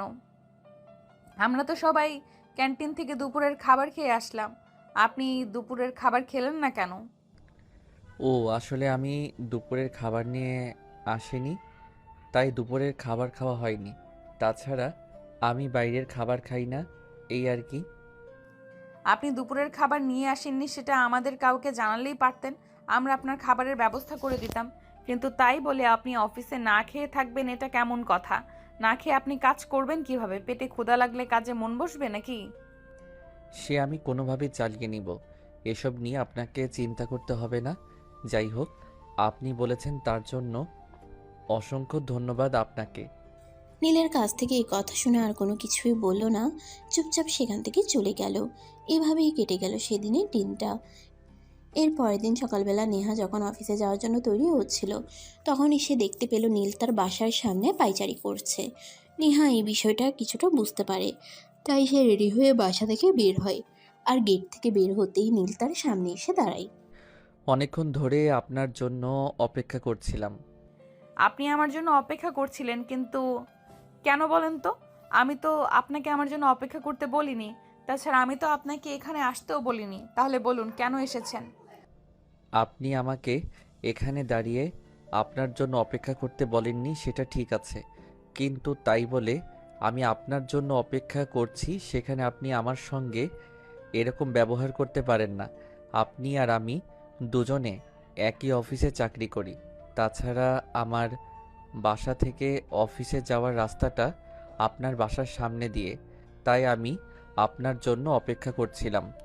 আমার কথায় আপনি মনে কষ্ট পেয়ে থাকলে আমি দুঃখিত, কিন্তু এই কথাটা আমাকে বলতেই হচ্ছে। দেখুন, আমি একটা মেয়ে মানুষ, তাছাড়া আমি অন্য বাড়িতে থেকে এখানে চাকরি করছি, তাই আমি চাই না আপনার জন্য আমাকে কোনো সমস্যায় পড়তে হোক বা কেউ আপনাকে নিয়ে আমাকে কোনো কথা বলুক। আপনি এত ভয় পান কেন বলেন তো? আমি তো আছি, তাই না? আপনার এত ভয় পাওয়ার কি আছে? দেখুন, আমি আপনাকে আগেও বলেছি আর এখনও বলছি, আপনি এখানে আসবেন না আর আমার পেছনে ঘুরঘুর করে অযথাই টাইম ওয়েস্ট করবেন না। আচ্ছা ঠিক আছে, এখন চলো অফিসে যাওয়া যাক, তা না হলে আবার অফিসে যেতে লেট হয়ে যাবে। অতঃপর নীল আর নেহা আর কোনো কথা না বলে অফিসের উদ্দেশ্যে রওনা দেয়। এভাবে কেটে গেল বেশ কয়েকদিন। এদিকে নীল প্রত্যেকদিন নেহার বাসার সামনে এসে নেহার জন্য অপেক্ষা করতে থাকে, আর এই বিষয়টা একসময় সবার চোখের সামনে চলে আসে। একদিন সকালবেলা নেহান রেডি হয়ে অফিসের উদ্দেশ্যে রওনা হচ্ছিল, তখনই তার খালা তাকে তার রুমে ডাকে। নেহা দেখো, তোমাকে আগেও বলেছি আর এখনও বলছি, আমাদের মান সম্মানটা খুব চিন্তা করি, তাই তুমি এখান থেকে এমন কোনো কাজ করো না যেটা আমাদের মান সম্মানে বাঁধে। খালামণি, আমি বুঝতে পেরেছি তুমি আমাকে কি বলতে চেয়েছো। হ্যাঁ দেখো, বিষয়টা তুমি যেরকম ভাবছো সেরকম কিছুই নাই। আসলে ওই ছেলেটা আর আমি একই অফিসে চাকরি করি, তাছাড়া ছেলেটার বাসা এখান থেকে খুব দূরে নয়, তাই প্রতিদিন এখানে অফিসে যাওয়ার সময় আমাকে নিয়ে যায়, এই আর কি। এই ছেলেটা তোমার অফিসের কলিগ নাকি বয়ফ্রেন্ড সে বিষয়ে আমি অবগত নই আর অবগত হতেও চাই না। তোমাকে শুধু একটা কথাই বলতে চাই, দেখো, তুমি যদি আমাদের এখানে থাকতে চাও তাহলে এমন কাজ করা চলবে না। তুমি ওই ছেলেটার সাথে মিশতে পারবে না, এটাই আমাদের শেষ কথা। আচ্ছা ঠিক আছে খালামণি, আমি এই ছেলেটাকে বলবো। আচ্ছা, এই যে আপনি প্রতিদিন আমার বাসার সামনে দাঁড়িয়ে আমার জন্য অপেক্ষা করেন কেন বলুন তো? তোমার জন্য অপেক্ষা করতে আমার ভালো লাগে, তাই আমি অপেক্ষা করি। কেন, কোনো সমস্যা নাকি?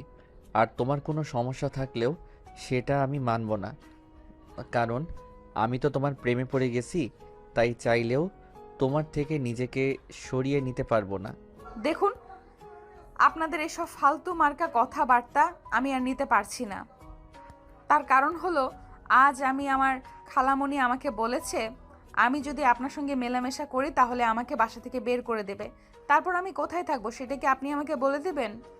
এত চিন্তা করার কি আছে? তুমি সবাইকে বলে দাও তুমি আর কোনো কথা শুনবে না, আমার সঙ্গে মেলামেশা করবে, তারপর যেটা হয় হোক। ঠিক আছে, আমি বুঝতে পেরেছি। সোজা আঙুলে ঘি উঠবে না। আমি আজকেই অফিসে গিয়ে বসের সাথে আপনার নামে বিচার দিব, তারপর দেখি আপনি কি করেন। এই কথা বলে নেহা কোনো রকমে নীলকে পাশ কাটিয়ে সেখান থেকে চলে গেল। এদিকে অফিসে আসতে না আসতেই অফিসের বস নীলকে নিজের কেবিনে ডেকে দিলেন। কি ব্যাপার নীল, আমি তোমার ব্যাপারে এসব কি শুনছি? তুমি অফিসে এসব কি শুরু করছো? তুমি কি মান-ইজ্জত নিয়ে টিকতে দিবে না নাকি? বস, আমার তো মনে হয় না আমি এমন কিছু করেছি বলে যাতে অফিসের কিংবা অফিসের অন্য কারো মান সম্মানে বাড়তে পারে। দেখো নীল, তোমার এসব হেলাপোনিয়া আমার একদমই ভালো লাগছে না। তুমি নেহার সঙ্গে এসব কি শুরু করছো? নেহা আজ অফিসে এসে তোমার নামে বিচার দিয়েছে। আমি তোমাকে শেষবারের মতো ওয়ার্ক করে ছেড়ে দিচ্ছি। নেহার সঙ্গে আর এসব করবে না। ও আচ্ছা, আমি এতক্ষণে বুঝতে পেরেছি বিষয়টা। নেহা আসলে আপনাকে কি বলেছে? দেখুন, আমি নেহাকে ভালোবাসি, আর আমি চাই না আমাদের দুজনের ভালোবাসার মধ্যে আপনি কাবাবের হাড্ডি হয়ে বসেন। দেখো নীল, এটা অফিস, আর এখানে সবাই কাজ করতে আসে, কেউ তোমার মতো প্রেম করতে আসে না। তাই আমি তোমাকে শেষবারের মতো বলছি, তুমি যদি নেহার সঙ্গে এসব করতেই থাকো তাহলে কিন্তু আমি তোমাকে অফিস থেকে বের করে দিতে বাধ্য হব। তখন কিন্তু তুমি অফিসে অথরিটিকে কোনোভাবেই দোষারোপ করতে পারবে না। দেখুন বস, আমি এই অফিসে চাকরি নিয়েছি শুধুমাত্র নেহার জন্য, তাই আমি এই ব্যাপারে আপনার কোনো নিষেধাজ্ঞা পালন করতে পারবো না, কারণ যেখানে আমার থাকবে না সেখানে কোনো নিষেধাজ্ঞা আমাকে স্পর্শ করতে পারবে না। মানে তুমি এসব কি বলছো? আমি কিন্তু তোমার কথায় আড়গোড়া কিছু বুঝতে পারছি না। তুমি নেহার সঙ্গে এখানে চাকরি নিয়েছো মানে? হ্যাঁ স্যার, আপনি একদম ঠিকই শুনেছেন। আমি এখানে শুধুমাত্র নেহার জন্যই চাকরি নিয়েছি, আর হ্যাঁ শুনুন, আপনাকে একটা কথা বলি। আপনি আমার পরিচয় এবং জীবন বৃত্তান্ত সম্পর্কে কোনো কিছুই জানেন না। আমি সব কিছু লুকিয়ে রেখেই এখানে চাকরি নিয়েছি। অতঃপর নীল তার পরিচয় আর সবকিছু তার বসকে খুলে বলে। সবকিছু শুনে নীলের বস তাকে বলে, আই অ্যাম সো সরি, আমি আপনাকে চিনতে পারিনি। যাই হোক, তবুও আমি আপনাকে একটা কথাই বলবো, আপনি এই অফিসের অ্যাডমিনের একমাত্র ছেলে হয়ে অফিসের কেন এমপ্লয়ের পিছনে পড়ে থাকা, কিন্তু আপনাকে শোভা পায় না। দেখুন, প্রেম ভালোবাসা কখনো ধনী গরিব কিংবা অর্থ সম্পদ দেখে হয় না।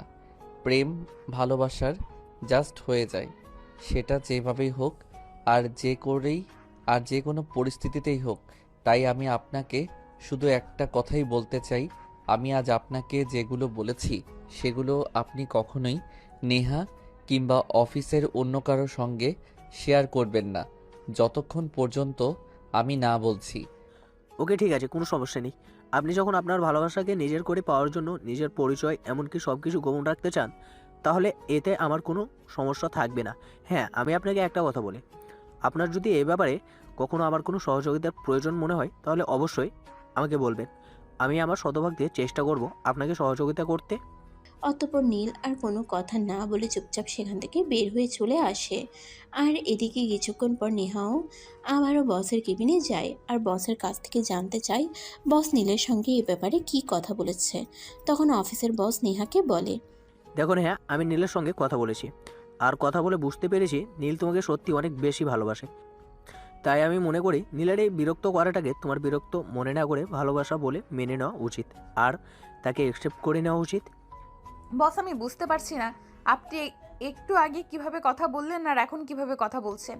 নীল আপনাকে জাদু করেছে কিনা সেটাই আমি বুঝতে পারছি না। আপনি মুহূর্তের মধ্যেই বদলে গেলেন আর আমাকে এইসব কথা বলছেন। আপনি বস হয়ে আপনার একজন কর্মচারীকে এইসব কথা বলতে আপনার একটু রুচিতে পাচ্ছে না? বস তখন নেহাকে কিছু বলতে চাইছিল, কিন্তু নেহা সেটার সুযোগ না দিয়ে সেখান থেকে হনহন করে বের হয়ে গেল আর নিজের কেবিনে এসে ভাবতে লাগলো আসলে বিষয়টা কি হয়েছে। এইভাবে দেখতে দেখতে অফিসের টাইম শেষ হয়ে রাত 8টা বেজে গেল আর অফিস থেকে বের হয়ে সোজা বাসায় চলে আসলো। আর এরপর চলে গেল আরও কয়েকদিন।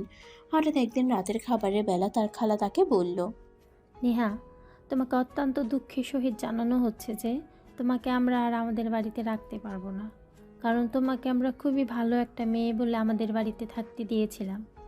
কিন্তু ইদানিং তুমি যা শুরু করেছো সেগুলো আমাদের রুচিতে পাচ্ছে।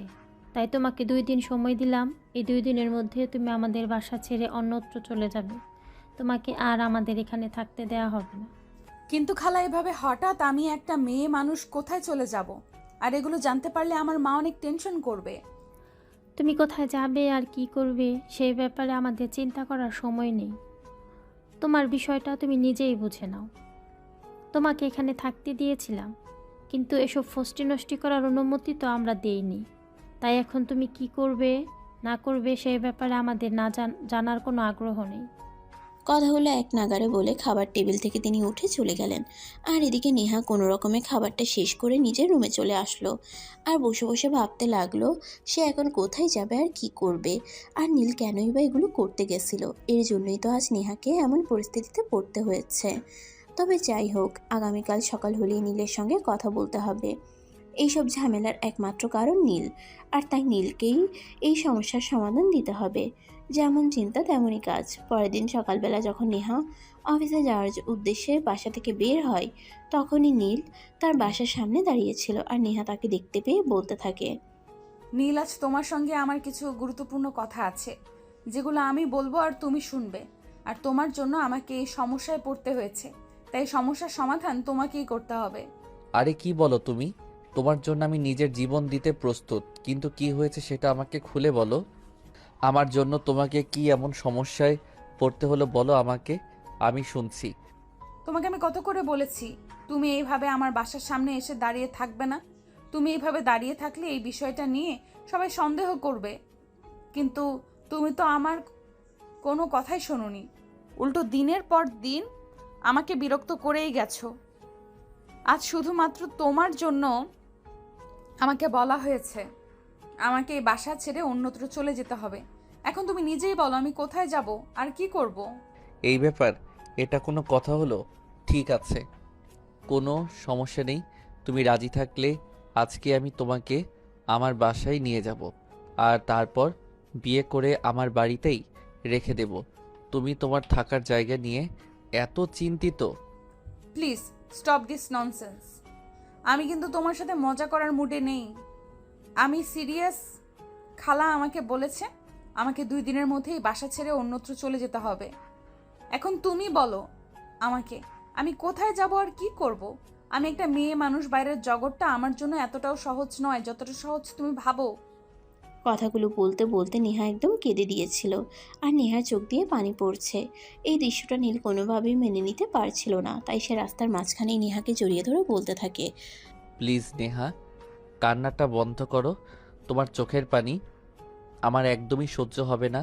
তুমি তোমার কান্না বন্ধ করে আমাকে এইটা বলো যে তোমার কি চাই, কি লাগবে। তুমি আমার কাছে যা চাইবে আমি তোমাকে তাই দেব। তুমি যদি আমার কাছে আকাশের ওই চাঁদটাও চাও, তাহলে আমি সেটাও তোমার হাতে এনে দেওয়ার চেষ্টা করব। নীল, আমার বাবা বেঁচে নেই, বাড়িতে আমার অসুস্থ মা, তার সঙ্গে আমার ছোট ভাই, তাদের দুজনের খরচ আমাকে চালাতে হয়।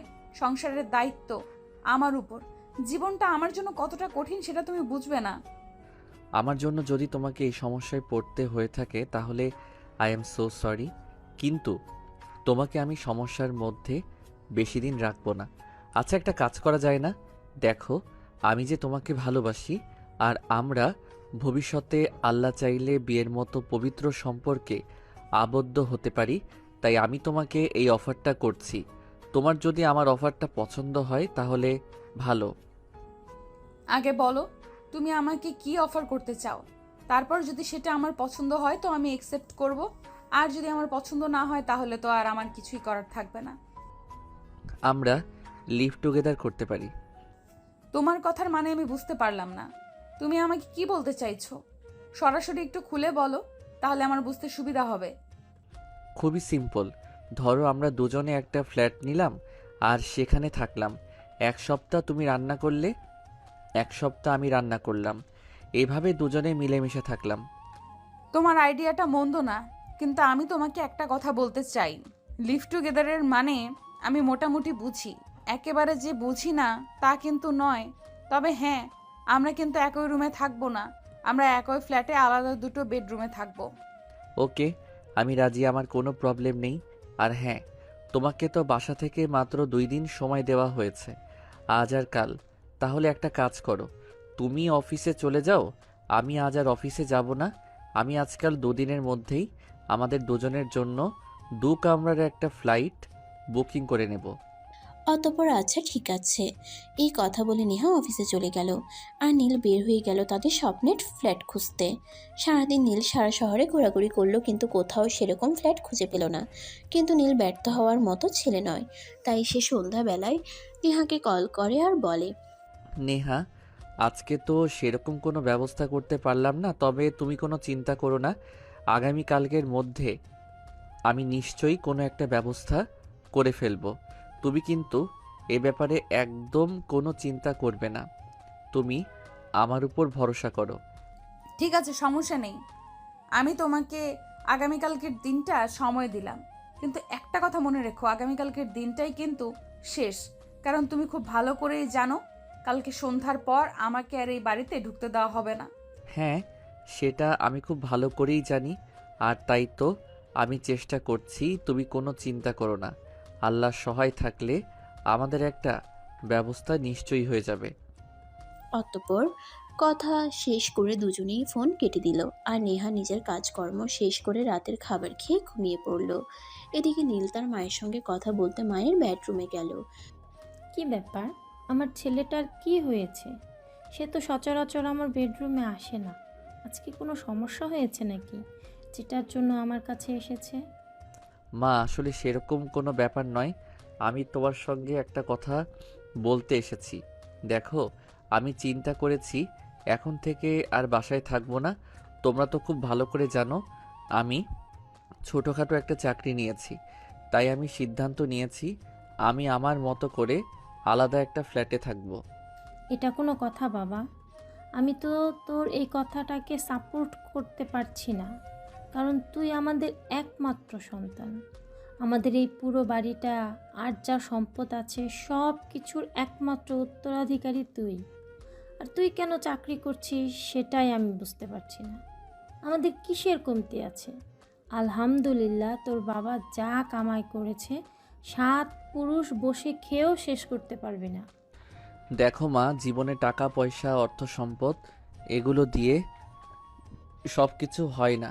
জীবনে নিজেকে ভালো রাখার জন্য মাঝে মধ্যে অন্য কিছু করারও প্রয়োজন আছে। তাই আমি একটু ডিফারেন্ট ওয়ে খুঁজে নিয়েছি। আমি চাকরি করছি আর আলাদা ফ্ল্যাটে থাকবো, এটাই আমার সিদ্ধান্ত। আমি তোমাদের কাছ থেকে অনুমতি নিতে আসিনি, শুধু জানাতে এসেছি আমার জন্য কোনো টেনশন করো না, আমি ভালো থাকবো। আর হ্যাঁ, তোমাদের একটা কথা বলে যাচ্ছি, আমি ফিরে আসব, অবশ্যই ফিরে আসব। আমি যেই উদ্দেশ্য নিয়ে বাসা থেকে বের হচ্ছি, সেই উদ্দেশ্য যেদিন সফল হবে সেদিন আমি অবশ্যই বাসায় ফিরে আসব। আচ্ছা বাবা, ঠিক আছে, কোনো সমস্যা নেই। তুই যদি আমাদের থেকে দূরে গিয়ে ভালো থাকতে পারিস তাহলে আমাদের কোনো সমস্যা নেই। তবে হ্যাঁ, একটা কথা, তোকে কিন্তু প্রতি সপ্তাহে এসে আমার সাথে দেখা করে যেতে হবে। তা না হলে কিন্তু আমি খুব কষ্ট পাবো, কারণ তুই আমার একমাত্র সন্তান। তোকে দূরে রাখতে এমনিতেই আমার কষ্ট হচ্ছে, কিন্তু তুই যখন বলছিস তুই কিছু পাওয়ার জন্য যাচ্ছিস, তাহলে আমি তোকে আটকাবো না। অতঃপর নীল তার মায়ের সঙ্গে কথা বলা শেষ করে মায়ের আশীর্বাদ নিয়ে রুম থেকে বের হয়ে পড়ে। পরের দিন সকাল হতেই নাস্তা করে নীল আবারও বের হয়ে পড়ে, কিন্তু সেদিন তাকে আর খুব বেশি সময় ঘোরাঘুরি করতে হলো না। সে তার স্বপ্নের ফ্ল্যাটের ঠিকানা খুঁজে পেল, আর সেখানে কথাবার্তা বলে একদম বুকিং কনফার্ম করে তারপর বের হয়ে এসে সঙ্গে সঙ্গে নেহাকে ফোন দিল। নেহা, আমি আমাদের স্বপ্নের ফ্ল্যাটের ঠিকানা খুঁজে পেয়েছি আর বুকিংও কনফার্ম করে ফেলেছি। আর হ্যাঁ, তুমি কি তোমার সব কিছু গুছিয়ে রেখে এসেছো?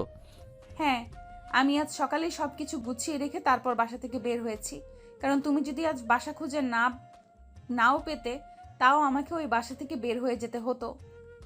তাই আর কোনো রিস্ক না নিয়ে আমি সব কিছু গুছিয়ে রেখে তারপর বাসা থেকে বের হয়ে এসেছি। ওকে, সমস্যা নেই। আমি এখন আমার বাসায় চলে যাচ্ছি আর আমার প্রয়োজনীয় জিনিসপত্রাদি গুছিয়ে নিয়ে তারপর একটা ট্যাক্সি ভাড়া করে নিয়ে তোমার বাসার সামনে চলে আসব। তুমি কিন্তু আমার জন্য অপেক্ষা করবে, আমি নিজেই তোমাকে তুলে নেব। ওকে, সমস্যা নেই। তাহলে আজ অফিস থেকে বসকে বলে একটু আগে ভাগেই বের হয়ে যেতে হবে, কারণ নতুন জায়গায় সব কিছু গোছগাছ করতে হবে। তারপর আগামীকাল আবার ডিউটি আছে। এই কথা বলতে বলতে নেহা ফোনটা কেটে দেয়, আর এদিকে দেখতে দেখতে বিকেল হতে চলে। তাই নেহা বসের কেবিনে যায়, বসের কাছে কথা বলে ছুটি নিতে। Excuse me boss, may I coming? Yes, coming. আরে নেহা, কি ব্যাপার, কি হয়েছে? তোমার কোনো সমস্যা নাকি?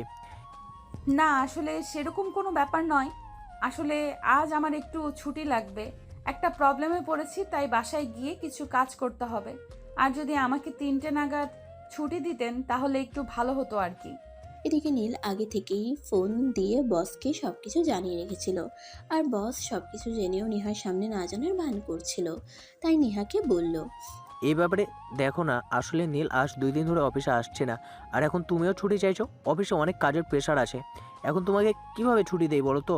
কিন্তু বস, ছুটিটা আমার খুবই প্রয়োজন ছিল, তাই কাইন্ডলি প্লিজ ছুটি দিতেন, তাহলে আমার জন্য খুবই ভালো হতো। ঠিক আছে, সমস্যা নেই, তুমি যখন এত করে বলছো তাহলে আমি তোমাকে ছুটি দিচ্ছি। আর হ্যাঁ, তবে তোমাকে আরেকটা কথা বলে দিচ্ছি, আজকের পর থেকে কিন্তু কখনো এভাবে ছুটি চাইবে না, কারণ তুমি তো জানোই আমাদের কোম্পানির সম্পর্কে এভাবে ছুটি দেওয়ার নিয়ম আমাদের কোম্পানিতে নেই। ঠিক আছে বস, থ্যাংক ইউ সো মাচ। তাহলে আমি আসি। এই কথা বলতে বলতে নেহা বসের কেবিন থেকে বের হয়ে নিজেই কেবিনে চলে আসে। আর এদিকে কিছুক্ষণ পর অফিস থেকে বের হয়ে বাসায় চলে আসে নেহা। লাগেজপত্র নিয়ে নিজের রুম থেকে বের হচ্ছিল, এমন সময় তার খালা এসে সামনে দাঁড়ায় আর তাকে বলতে থাকে, কি ব্যাপার নেহা, তুই কি সত্যি সত্যি আমাদের বাসা ছেড়ে চলে যাচ্ছিস? হ্যাঁ খালা, তোমরা যখন আমাকে তোমাদের বাড়িতে থাকতে দিবে না, তাহলে আমি থাকবো কি করে? আমাকে তো আমার ঠিকানা খুঁজে নিতেই হবে। তাছাড়া একটা কথা আমি খুব ভালো করেই বুঝতে পেরেছি, পৃথিবীতে কেউ কারো আপন হয় না, সবাই নিজেদের প্রয়োজন আর আত্মসম্মান নিয়ে ভালো থাকতে চায়। ঠিক আছে, তোমাদের আমি কখনোই কোনো দোষ দিব না। তোমরা আমাকে ভালো কিছুই দিয়েছো, যাই হোক, আমি আসছি। পারলে আমার জন্য দোয়া করো, যেন ভবিষ্যতের দিনগুলোতে ভালো কিছু করতে পারি। এই বলে নেহা তার খালাকে আর কোনো কথা বলার সুযোগ না দিয়ে সেখান থেকে বের হয়ে চলে গেল। বাসার সামনে দাঁড়িয়ে নীলের জন্য অপেক্ষা করছিল। প্রায় 10 মিনিট পর নীল সেখানে এসে পৌঁছালো। তারপর নেহার লাগেজ আর ব্যাগপত্র গাড়িতে তুলে নিল। তারপর তারা চলে গেল তাদের স্বপ্নের ঠিকানায়। ফ্ল্যাটে পৌঁছিয়ে নেহা নীলকে বলতে থাকে, নীল দাঁড়াও, আমি আগে আমার রুমটা পছন্দ করে নেই, তারপর যেটা থাকবে সেটা তো তুমি থাকবে। কারণ একটা কথা জানো তো, ladies first. Okay my dear, কোনো সমস্যা নেই। তোমার যেটাতে পছন্দ হয় তুমি সেটাতেই থাকতে পারো, তাতে আমার কোনো আপত্তি নেই। আমি ছেলে মানুষ, আমার একটাতে থাকতে পারলেই হলো। এই কথা শুনে নেহা তৎক্ষণাৎ রুমগুলো খুঁটিয়ে খুঁটিয়ে দেখতে লাগলো। তারপর নিজের জন্য ব্যালকনি সহ যে রুমটা ওটা পছন্দ করে নিল। আর অপোজিটে যে রুমটা ছিল ওটার পাশে কোনো ব্যালকনি ছিল না, তাই ওটাতে নীলকে থাকতে দিল। অতঃপর যে যার যার রুমে গিয়ে নিজেদের মতো নিজেদের রুমটা গুছিয়ে নিল। ভোজ কাজ শেষ হতে রাত প্রায় 10টা বেজে গেল। তারপর দুজনে ড্রয়িং রুমে এসে বসলো। তখন নীল নেহাকে বলতে থাকলো, দেখো নেহা, এখন তো অনেক রাত হয়ে গেছে, 10টার উপরে বাজে, আর আমাদের পেটেও খুব ক্ষুধা লেগেছে। এখন একটা কাজ করা যাক, আজকে তো প্রথম দিন, চলো আমরা বাইরে থেকে কিছু খেয়ে আসি। কালকে থেকে রান্না করে খাওয়া যাবে। আর হ্যাঁ, 1 সপ্তাহ তুমি রান্না করবে, 1 সপ্তাহ আমি। এখন কে আগে রান্না করবে আর কে পরে রান্না করবে সেটা তুমি ঠিক করো। এইভাবে আমার প্রবলেম হবে। একটা কাজ করা যায়, সকালে আমি রান্না করি আর রাতে তুমি, নয়তো সকালে তুমি আর রাতে আমি। ঠিক আছে, এতে আমার কোনো প্রবলেম হবে না। তাহলে একটা কাজ করো, সকালে আমার ঘুম ভাঙতে একটু লেট হয়, সকালের রান্নাটা তুমি করে নিও, আর রাতের রান্নাটা না হয় আমি করে নেব। তবে এখন বাইরে কিছু খেতে চলো, আমার পেটে খুব ক্ষুধা পেয়েছে। এই বলে দুজন বাসার পাশেই একটা রেস্টুরেন্টে চলে গেল রাতের খাবার খেতে। রাতের খাওয়া দাওয়া শেষ হলে দুজনে যার যার রুমে গিয়ে ঘুমিয়ে পড়ল। পরের দিন সকাল হতে না হতেই নেহা ঘুম থেকে উঠে গিয়ে রান্নার কাজ শেষ করে নিল। এদিকে অফিস টাইম আর মাত্র আধ ঘন্টা বাকি আছে। নীল এখনও দরজা বন্ধ করে রুমে ঘুমোচ্ছে, তাই নেহা তার রুমের দরজায় নক করতে শুরু করলো। এই নীল, কি ব্যাপার, কি হলো তোমার? তুমি এখনো ঘুম থেকে উঠছো না কেন? অফিসের টাইম তো হয়ে গেছে, এখনই আমাদের অফিসে যেতে হবে। আর মাত্র 30 মিনিট সময় বাকি আছে। নাকি তুমি আজ অফিসে যাবে না? নেহার গলার আওয়াজ শুনতে পেয়ে নীল ধরফর করে উঠে বসলো আর তাড়াতাড়ি রুমের দরজা খুলে বাইরে এসে নীল নেহাকে বলতে থাকে, আরে এটা তুমি কি করলে? সকাল 7:30 বেজে গেছে আর এখন তুমি আমাকে ডাকতে এসেছো? তুমি আরও আগে আমাকে কেন ঘুম থেকে উঠালে না? আমি তো তোমাকে বলেছিলাম আমি সকালবেলা ঘুম থেকে উঠতে পারি না।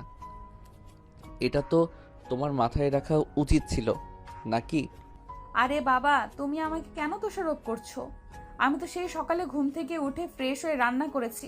আর আমি তো ভেবেছিলাম তুমি ফ্রেশ হয়ে নাস্তার টেবিলে জয়েন করবে, কিন্তু আমি নাস্তার টেবিল গুছিয়ে রেখেও দেখি তুমি এখনো ঘুম থেকে ওঠোনি। তাই তোমাকে ডাকলাম। এখন কথা না বাড়িয়ে তাড়াতাড়ি ফ্রেশ হয়ে আসো। আচ্ছা বাবা, ঠিক আছে, আমি এক্ষুনি আসছি। তুমি নাস্তা শুরু করে দাও, তা না হলে আবার তোমার লেট হয়ে যাবে। তুমি তো আবার খাবার খেতে অনেক সময় নাও। হ্যাঁ, সেই জন্যই তো আমি একটু আগে ভাগেই শুরু করি। আচ্ছা ঠিক আছে, এখন তুমি কোনো কথা না বলে তাড়াতাড়ি আসো, তা না হলে কিন্তু সত্যি সত্যি লেট হয়ে যাবে। অতঃপর নীল ফ্রেশ হয়ে এসে নাস্তার টেবিলে জয়েন করে। তারপর তাড়াতাড়ি নাস্তা শেষ করে রেডি হয়ে দুজনে অফিসে চলে যায়। দুজন একসঙ্গে অফিসে প্রবেশ করেছে সেটা অফিসের বস দেখে। আর কিছুক্ষণ পর বস নীলকে নিজের কেবিনে ডাকে আর জিজ্ঞাসা করে, কী ব্যাপার স্যার, আমি বুঝতে পারছি না কিছুই। আজ নেহা আর আপনি একসঙ্গে? আপনি তো দেখছি বড্ড ভুলো মনের মানুষ। আপনাকে তো আমি সব কিছু বললাম, আর সব কিছু বলার পরও আপনি আমাকে এই প্রশ্ন কেন করছেন? ও, আমার মনে পড়েছে। আই এম সো সরি, আসলে আমি বুঝতে পারছি না ইদানিং আমি কেন সব কিছু গুলিয়ে ফেলছি। আচ্ছা ঠিক আছে, আপনাদের জন্য শুভকামনা রইল। Best of luck. যত্নে রাখবেন যেন খাঁচা থেকে পালিয়ে না যায়। হ্যাঁ, সে তো অবশ্যই। দোয়া করবেন যেন আমি আমার ভালোবাসার ময়না পাখিটাকে আমার মনের খাঁচায় বন্দি করে রাখতে পারি। কথাগুলো বলে দুজনে যার যার কাজে চলে গেল। এদিকে দেখতে দেখতে বেশ কয়েকদিন চলে গেল। সকালে নেহা রান্না করতো আর রাতে নীল অফিস থেকে এসে রান্না করতো, কিন্তু সে একা একা কিছুই করতে পারতো না। নেহাকে প্রত্যেক দিনই তাকে সহযোগিতা করতেই হতো। যেদিন নেহা নীলকে সহযোগিতা করতে না আসতো সেদিন নীল একটানা একটা ঝামেলা করেই বসতো। তাই নেহা নীলকে বলে, তোমাকে আর রান্না করতে আসতে হবে না। আমি অনেক চেষ্টা করেছি তোমাকে সব কিছু শিখিয়ে দেওয়ার, কিন্তু তোমার মনে হয় শেখার আগ্রহটাই নেই। তাই আগামীকাল থেকে তুমি আর রান্না করতে আসবে না রান্নাঘরে। দুবেলার রান্না আমি করে নেব। কিন্তু নেহা, অফিস করে 2 বেলা তোমাকে রান্না করতে খুবই কষ্ট হবে। আমি তো চেষ্টা করছি, আমি না পারলে কি করব বলো? আর হ্যাঁ, আমার কাজ যদি তোমার পছন্দ না হয় সেটা তুমি আমাকে বলতে পারো, তাহলে প্রতিদিন রাতের খাবারটা বাইরে থেকে আনার ব্যবস্থা করব। বললাম তো সেটার কোনো প্রয়োজন হবে না, আর আমার কোনো সমস্যা হবে না। আমি 2 বেলা রান্না করতে পারবো। যখন খালার বাসায় ছিলাম তখন এতগুলো মানুষের 2 বেলা রান্না করতাম, আর এখন এই 2 জন মানুষের জন্য এই 2 বেলা রান্না করতে পারবো না। আমার কোনো সমস্যা হবে না, আমি ঠিক করে নিতে পারবো। তারপর নীল আর কিছু বলতে চাইলেও নেহা তাকে সেই সুযোগ না দিয়ে সেখান থেকে চলে গেল। আর পরের দিন থেকে দুবেলার রান্না নেহাই করত। নীল মাঝে মাঝে থেকে টুকিটাকি সাহায্য করত, কিন্তু সকালবেলা নীল কোনোভাবেই ঘুম থেকে উঠতে পারতো না। তাই প্রতিদিন রান্না শেষ করে নেহাকে নীলকে ঘুম থেকে জাগিয়ে তুলতে হতো, নয়তো অফিস যেতে লেট হয়ে যেত। এভাবেই চলতে থাকলো দিন। আজ শুক্রবার, অফিস বন্ধ, তাই একটু দেরি করেই নেহা ঘুম থেকে উঠেছে। ঘুম থেকে উঠে দেখে নীল ড্রয়িং রুমে বসে আছে। তাকে ড্রয়িং রুমে বসে থাকতে দেখে নেহা প্রশ্ন করে, কি ব্যাপার, আজ এত সকালে ঘুম থেকে উঠলে যে? আজ তো অফিস বন্ধ, কোনো ব্যাপার আছে নাকি? না, আসলে সেরকম কিছু নাই। আসলে তোমাকে একটা কথা বলবো ভাবছিলাম। আজই তো শুক্রবার, অফিস বন্ধ, আর আমি যবে থেকে অফিসে চাকরি নিয়েছি সবে থেকেই দেখছি তুমি কখনো কোথাও ঘুরতে যাও না বা কোনো বন্ধুদের সঙ্গে আড্ডা দাও না। তাই ভাবছিলাম আজ তোমাকে নিয়ে একটু ঘুরতে বের হব, বাইরে ঘোরাঘুরি করলে মন ভালো থাকে। সেটা করার কোনো ইচ্ছে আমার নেই, কারণ আমি তো তোমাকে আমার ফ্যামিলির ব্যাপারে সব কিছুই বললাম। আর তুমি এটাও খুব ভালো করে জানো আমি কত টাকা স্যালারি পাই। তাই ফ্যামিলির দায়িত্ব সামলিয়ে আমাকে আর বাইরে ঘুরতে যাওয়াটা হয়ে ওঠে না। সেটা আমার সামর্থ্যের বাইরে, বুঝেছো? হুম, হ্যাঁ সেটা আমি জানি, আর ওটা কোনো সমস্যা নয়। আমি তোমাকে আমার পয়সায় ঘুরতে নিয়ে যাব, তোমার পকেট থেকে 1 পয়সাও খরচ করতে হবে না। অ্যাজ এ ফ্রেন্ড হিসেবে তোমার জন্য এইটুকু করতেই পারি। তুমি তোমার বয়ফ্রেন্ড নাই ভাবতে পারো, এটা ঠিক যে আমি তোমাকে বন্ধু ভাবি, কিন্তু বয়ফ্রেন্ড হিসেবে আমি এখনো তোমাকে একসেপ্ট করতে পারিনি। ঠিক আছে, প্রবলেম নেই, তুমি ওয়েট করো, আমি ব্রেকফাস্ট বানিয়ে নেই, তারপর দেখা যাক। না সেটার কোনো প্রয়োজন নেই। আমরা দুজনে আজ 3 বেলার খাবারই বাইরে খাবো। এখন নেহা কিছু বলতে চাইলেও নীল তাকে আর সেই সুযোগ দিল না। তাইলে আর কিছু না বলে নিজের রুমে চলে গেল আর ফ্রেশ হয়ে রেডি হয়ে নীলের সঙ্গে বাইরে চলে গেল। সারাদিন দুজনে একসঙ্গে সময় কাটালো। তখন প্রায় সন্ধ্যা হবে হবে। নেহা, তোমাকে একটা কথা বলতে চাই, ইফ ইউ ডোন্ট মাইন্ড। হ্যাঁ শিওর, কেন নয়, বলো কি বলবে। নেহা, তোমার সঙ্গে পরিচয় তো আমার অনেক দিনই হলো, আর প্রায় 2 মাস ধরে দুজনে একসঙ্গে রয়েছি। এখন বলো, আমাকে কোন দিক থেকে তোমার প্রেমিক কিংবা স্বামী হওয়ার জন্য অযোগ্য বলে মনে হয়? নীল, আমি স্ট্রেট ফরওয়ার্ড একজন মানুষ, তাই আমি তোমাকে বলে দিচ্ছি, তুমি সব দিক থেকেই পারফেক্ট, যে কোনো মেয়ের প্রেমিক কিংবা স্বামী হওয়ার জন্য উপযুক্ত একটা ছেলে। কিন্তু আমি তোমাকে এখনো পর্যন্ত সেই চোখে দেখিনি, কারণ আমি আমার পরিবারের একমাত্র উপার্জন সক্ষম ব্যক্তি, যার ওপর পুরো পরিবারের দায়িত্ব। তাই আমি তোমাকে কখনোই সেই চোখে দেখতে পারিনি। আমি এতদিন তোমার সঙ্গে থেকেছি শুধুমাত্র তোমার ভিতরের বিষয়টা বোঝার জন্য, আর আমি সব কিছু বুঝতে পেরেছি। আমি যদি তোমার পুরো পরিবারের দায়িত্ব নেই, তাহলে কি তুমি আমাকে মেনে নেবে তোমার প্রেমিক পুরুষ কিংবা তোমার স্বামী হিসেবে?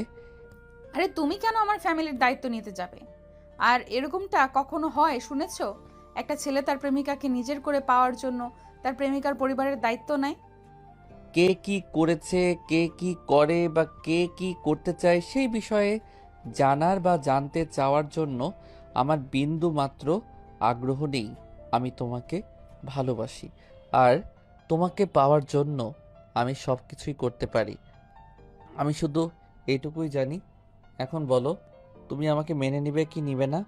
নেহা, আমি তোমাকে সত্যি ভালোবাসি। তোমাকে পাওয়ার জন্য আমার যদি নিজের জীবনটাও দিয়ে দিতে হয়, তাতেও আমি দুবার চিন্তা করব না। আরও একটা কথা বলি, আজ যদি তুমি আমাকে রিজেক্ট করে দাও, তাহলে আমি তোমাকে এতটাই ভালোবেসে ফেলেছি, তোমাকে ছাড়া আমি থাকতে পারবো না।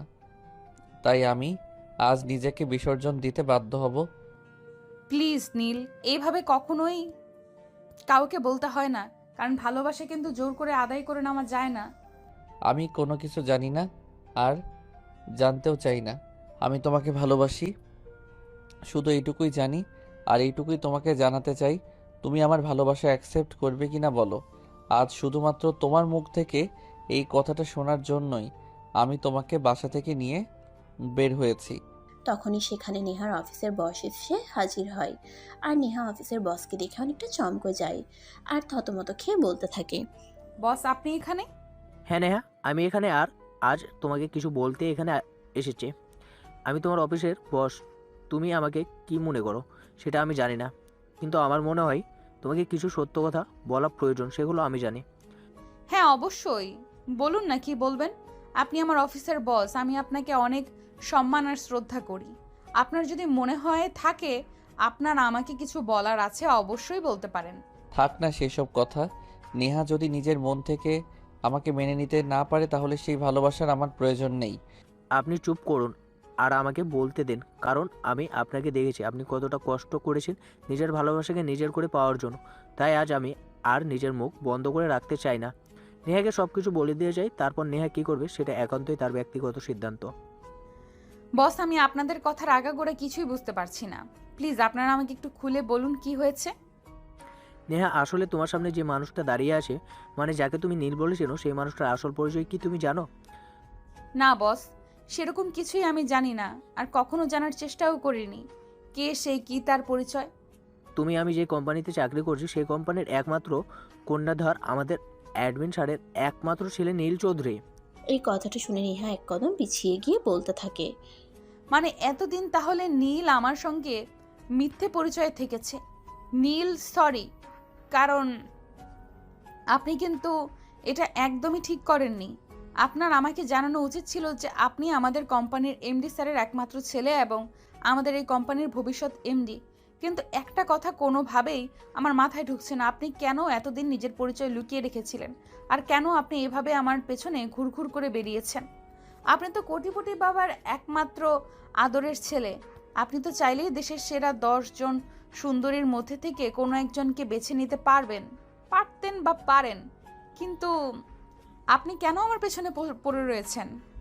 নেহা, তোমার কথার উত্তর আমি তোমাকে দিচ্ছি, কারণ স্যার তোমাকে অনেক ভালোবাসেন। প্রথম যেদিন তোমাকে দেখেছিল সেদিন তোমাকে ভালোবেসে ফেলেন, তাই তোমার কাছাকাছি থাকার জন্য আমাদের অফিসে নিজের পরিচয় গোপন রেখে চাকরি দেন। তোমাকে একটু ভালো করে জানতে, একটু ভালো করে বুঝতে এতটা সময় তিনি নিয়ে যান। তিনি নিজেকে তোমার কাছে ভালোভাবে প্রেজেন্ট করতে চেয়েছিল, কিন্তু সেটা পেরেছে কিনা সেটা আমি জানি না, তবে তোমাকে খুব ভালোবাসেন তিনি। আপনি তো কোটিপতি বাবার একমাত্র আদরের ছেলে। আপনি তো চাইলেই দেশের সেরা 10 জন সুন্দরীর মধ্যে থেকে কোনো একজনকে বেছে নিতে পারতেন বা পারেন, কিন্তু আপনি কেন আমার পেছনে পড়ে রয়েছেন? ভালোবাসেন সেটা না হয় বুঝলাম, কিন্তু ভালোবাসলে নিজের পরিচয় গোপন রাখতেন, বা আমার মনে হয় তিনি আমার সঙ্গে শুধুমাত্র টাইম ওয়েস্ট করার চেষ্টা করেছেন, কখনো সত্যিকার অর্থে ভালোবাসার চেষ্টা করেন নাই। নেহা, তুমি আমাকে শুধুমাত্র এইটা বলো যে আমি কি করলে তুমি বিশ্বাস করবে আমি তোমাকে সত্যি ভালোবাসি। আমি সেটাই করব। প্রেম, সেটা আমি জীবনে অনেক মেয়ের সঙ্গে করেছি, অনেক মেয়ের সঙ্গে টাইম পাস করেছি, কিন্তু কখনোই কোনো মেয়ের পেছনে 1 সপ্তাহের বেশি সময় নষ্ট করিনি। আজ 4 মাস ধরে তোমার পেছনে পড়ে রয়েছি শুধুমাত্র সত্যিকার অর্থে ভালোবাসি বলেই তোমাকে পাওয়ার জন্য। আমি সব কিছু ত্যাগ করে আলাদা ফ্ল্যাট নিয়েছি, অফিসের একজন কর্মচারীর ন্যায় অফিসে কাজ করছি। আর কি প্রমাণ চাও তুমি? তুমি যা বলবে আমি তাই করব, কিন্তু তার বিনিময়ে আমার তোমাকে চাই, কারণ তোমাকে ছাড়া আমার লাইফটাকে আমি চিন্তাই করতে পারি না। I love you Neha, I really love you. Please তুমি স্যারের ভালোবাসা অ্যাকসেপ্ট করে নাও, কারণ আমি দেখেছি স্যারকে তোমার জন্য কতটা কষ্ট করেছে। যে মানুষটা প্রত্যেক সম্পত্তির 7 পুরুষ বসে গেলেও ফুরাবে না, সে মানুষটা তোমাকে পাওয়ার জন্য দিনরাত অফিসে পরিশ্রম করেছে, কারো কাছে নিজের পরিচয় পর্যন্ত দেয়নি। সেই মানুষটার ভালোবাসাকে তুমি উপেক্ষা করতে পারো না। কিন্তু বস, আর কোনো কিন্তু নয়। দেখো, তুমি স্যারের ভালোবাসা অ্যাকসেপ্ট করে নাও, তোমার জন্য অনেক শুভকামনা রইল। আমি আসি। এই বলে বস সেখান থেকে চলে গেল। নীল তখন আবার নেহার সামনে এসে হাঁটু গেড়ে বসে, তার হাত দুটো ধরে বলতে লাগলো, Neha please accept you my love. আমি তোমাকে পাগলের মতো ভালোবাসি। তোমাকে পাওয়ার জন্য তুমি আমাকে যা করতে বলবে আমি তাই করব, কিন্তু তোমাকে আমি হারাতে পারবো না। তোমাকে হারিয়ে বেঁচে থাকা আমার পক্ষে সম্ভব নয়। Please Neha, try to understand. I love you Neha, do you love me? Neha তখন বেশ কিছুক্ষণ চুপ করে রইল, আর তারপর নীলকে উদ্দেশ্য করে বলল, ইয়েস, লাভ ইউ টু। পাগলটা, ভালোবাসা পাওয়ার জন্য কেউ এমন করে? এই বলে নীলকে হাত দুটো দূরে উঠে দাঁড় করায় আর তাকে জড়িয়ে ধরে। তখনই নীল তাকে বলতে থাকে, আমি যে তোমাকে সত্যি সত্যি ভালোবেসেছি।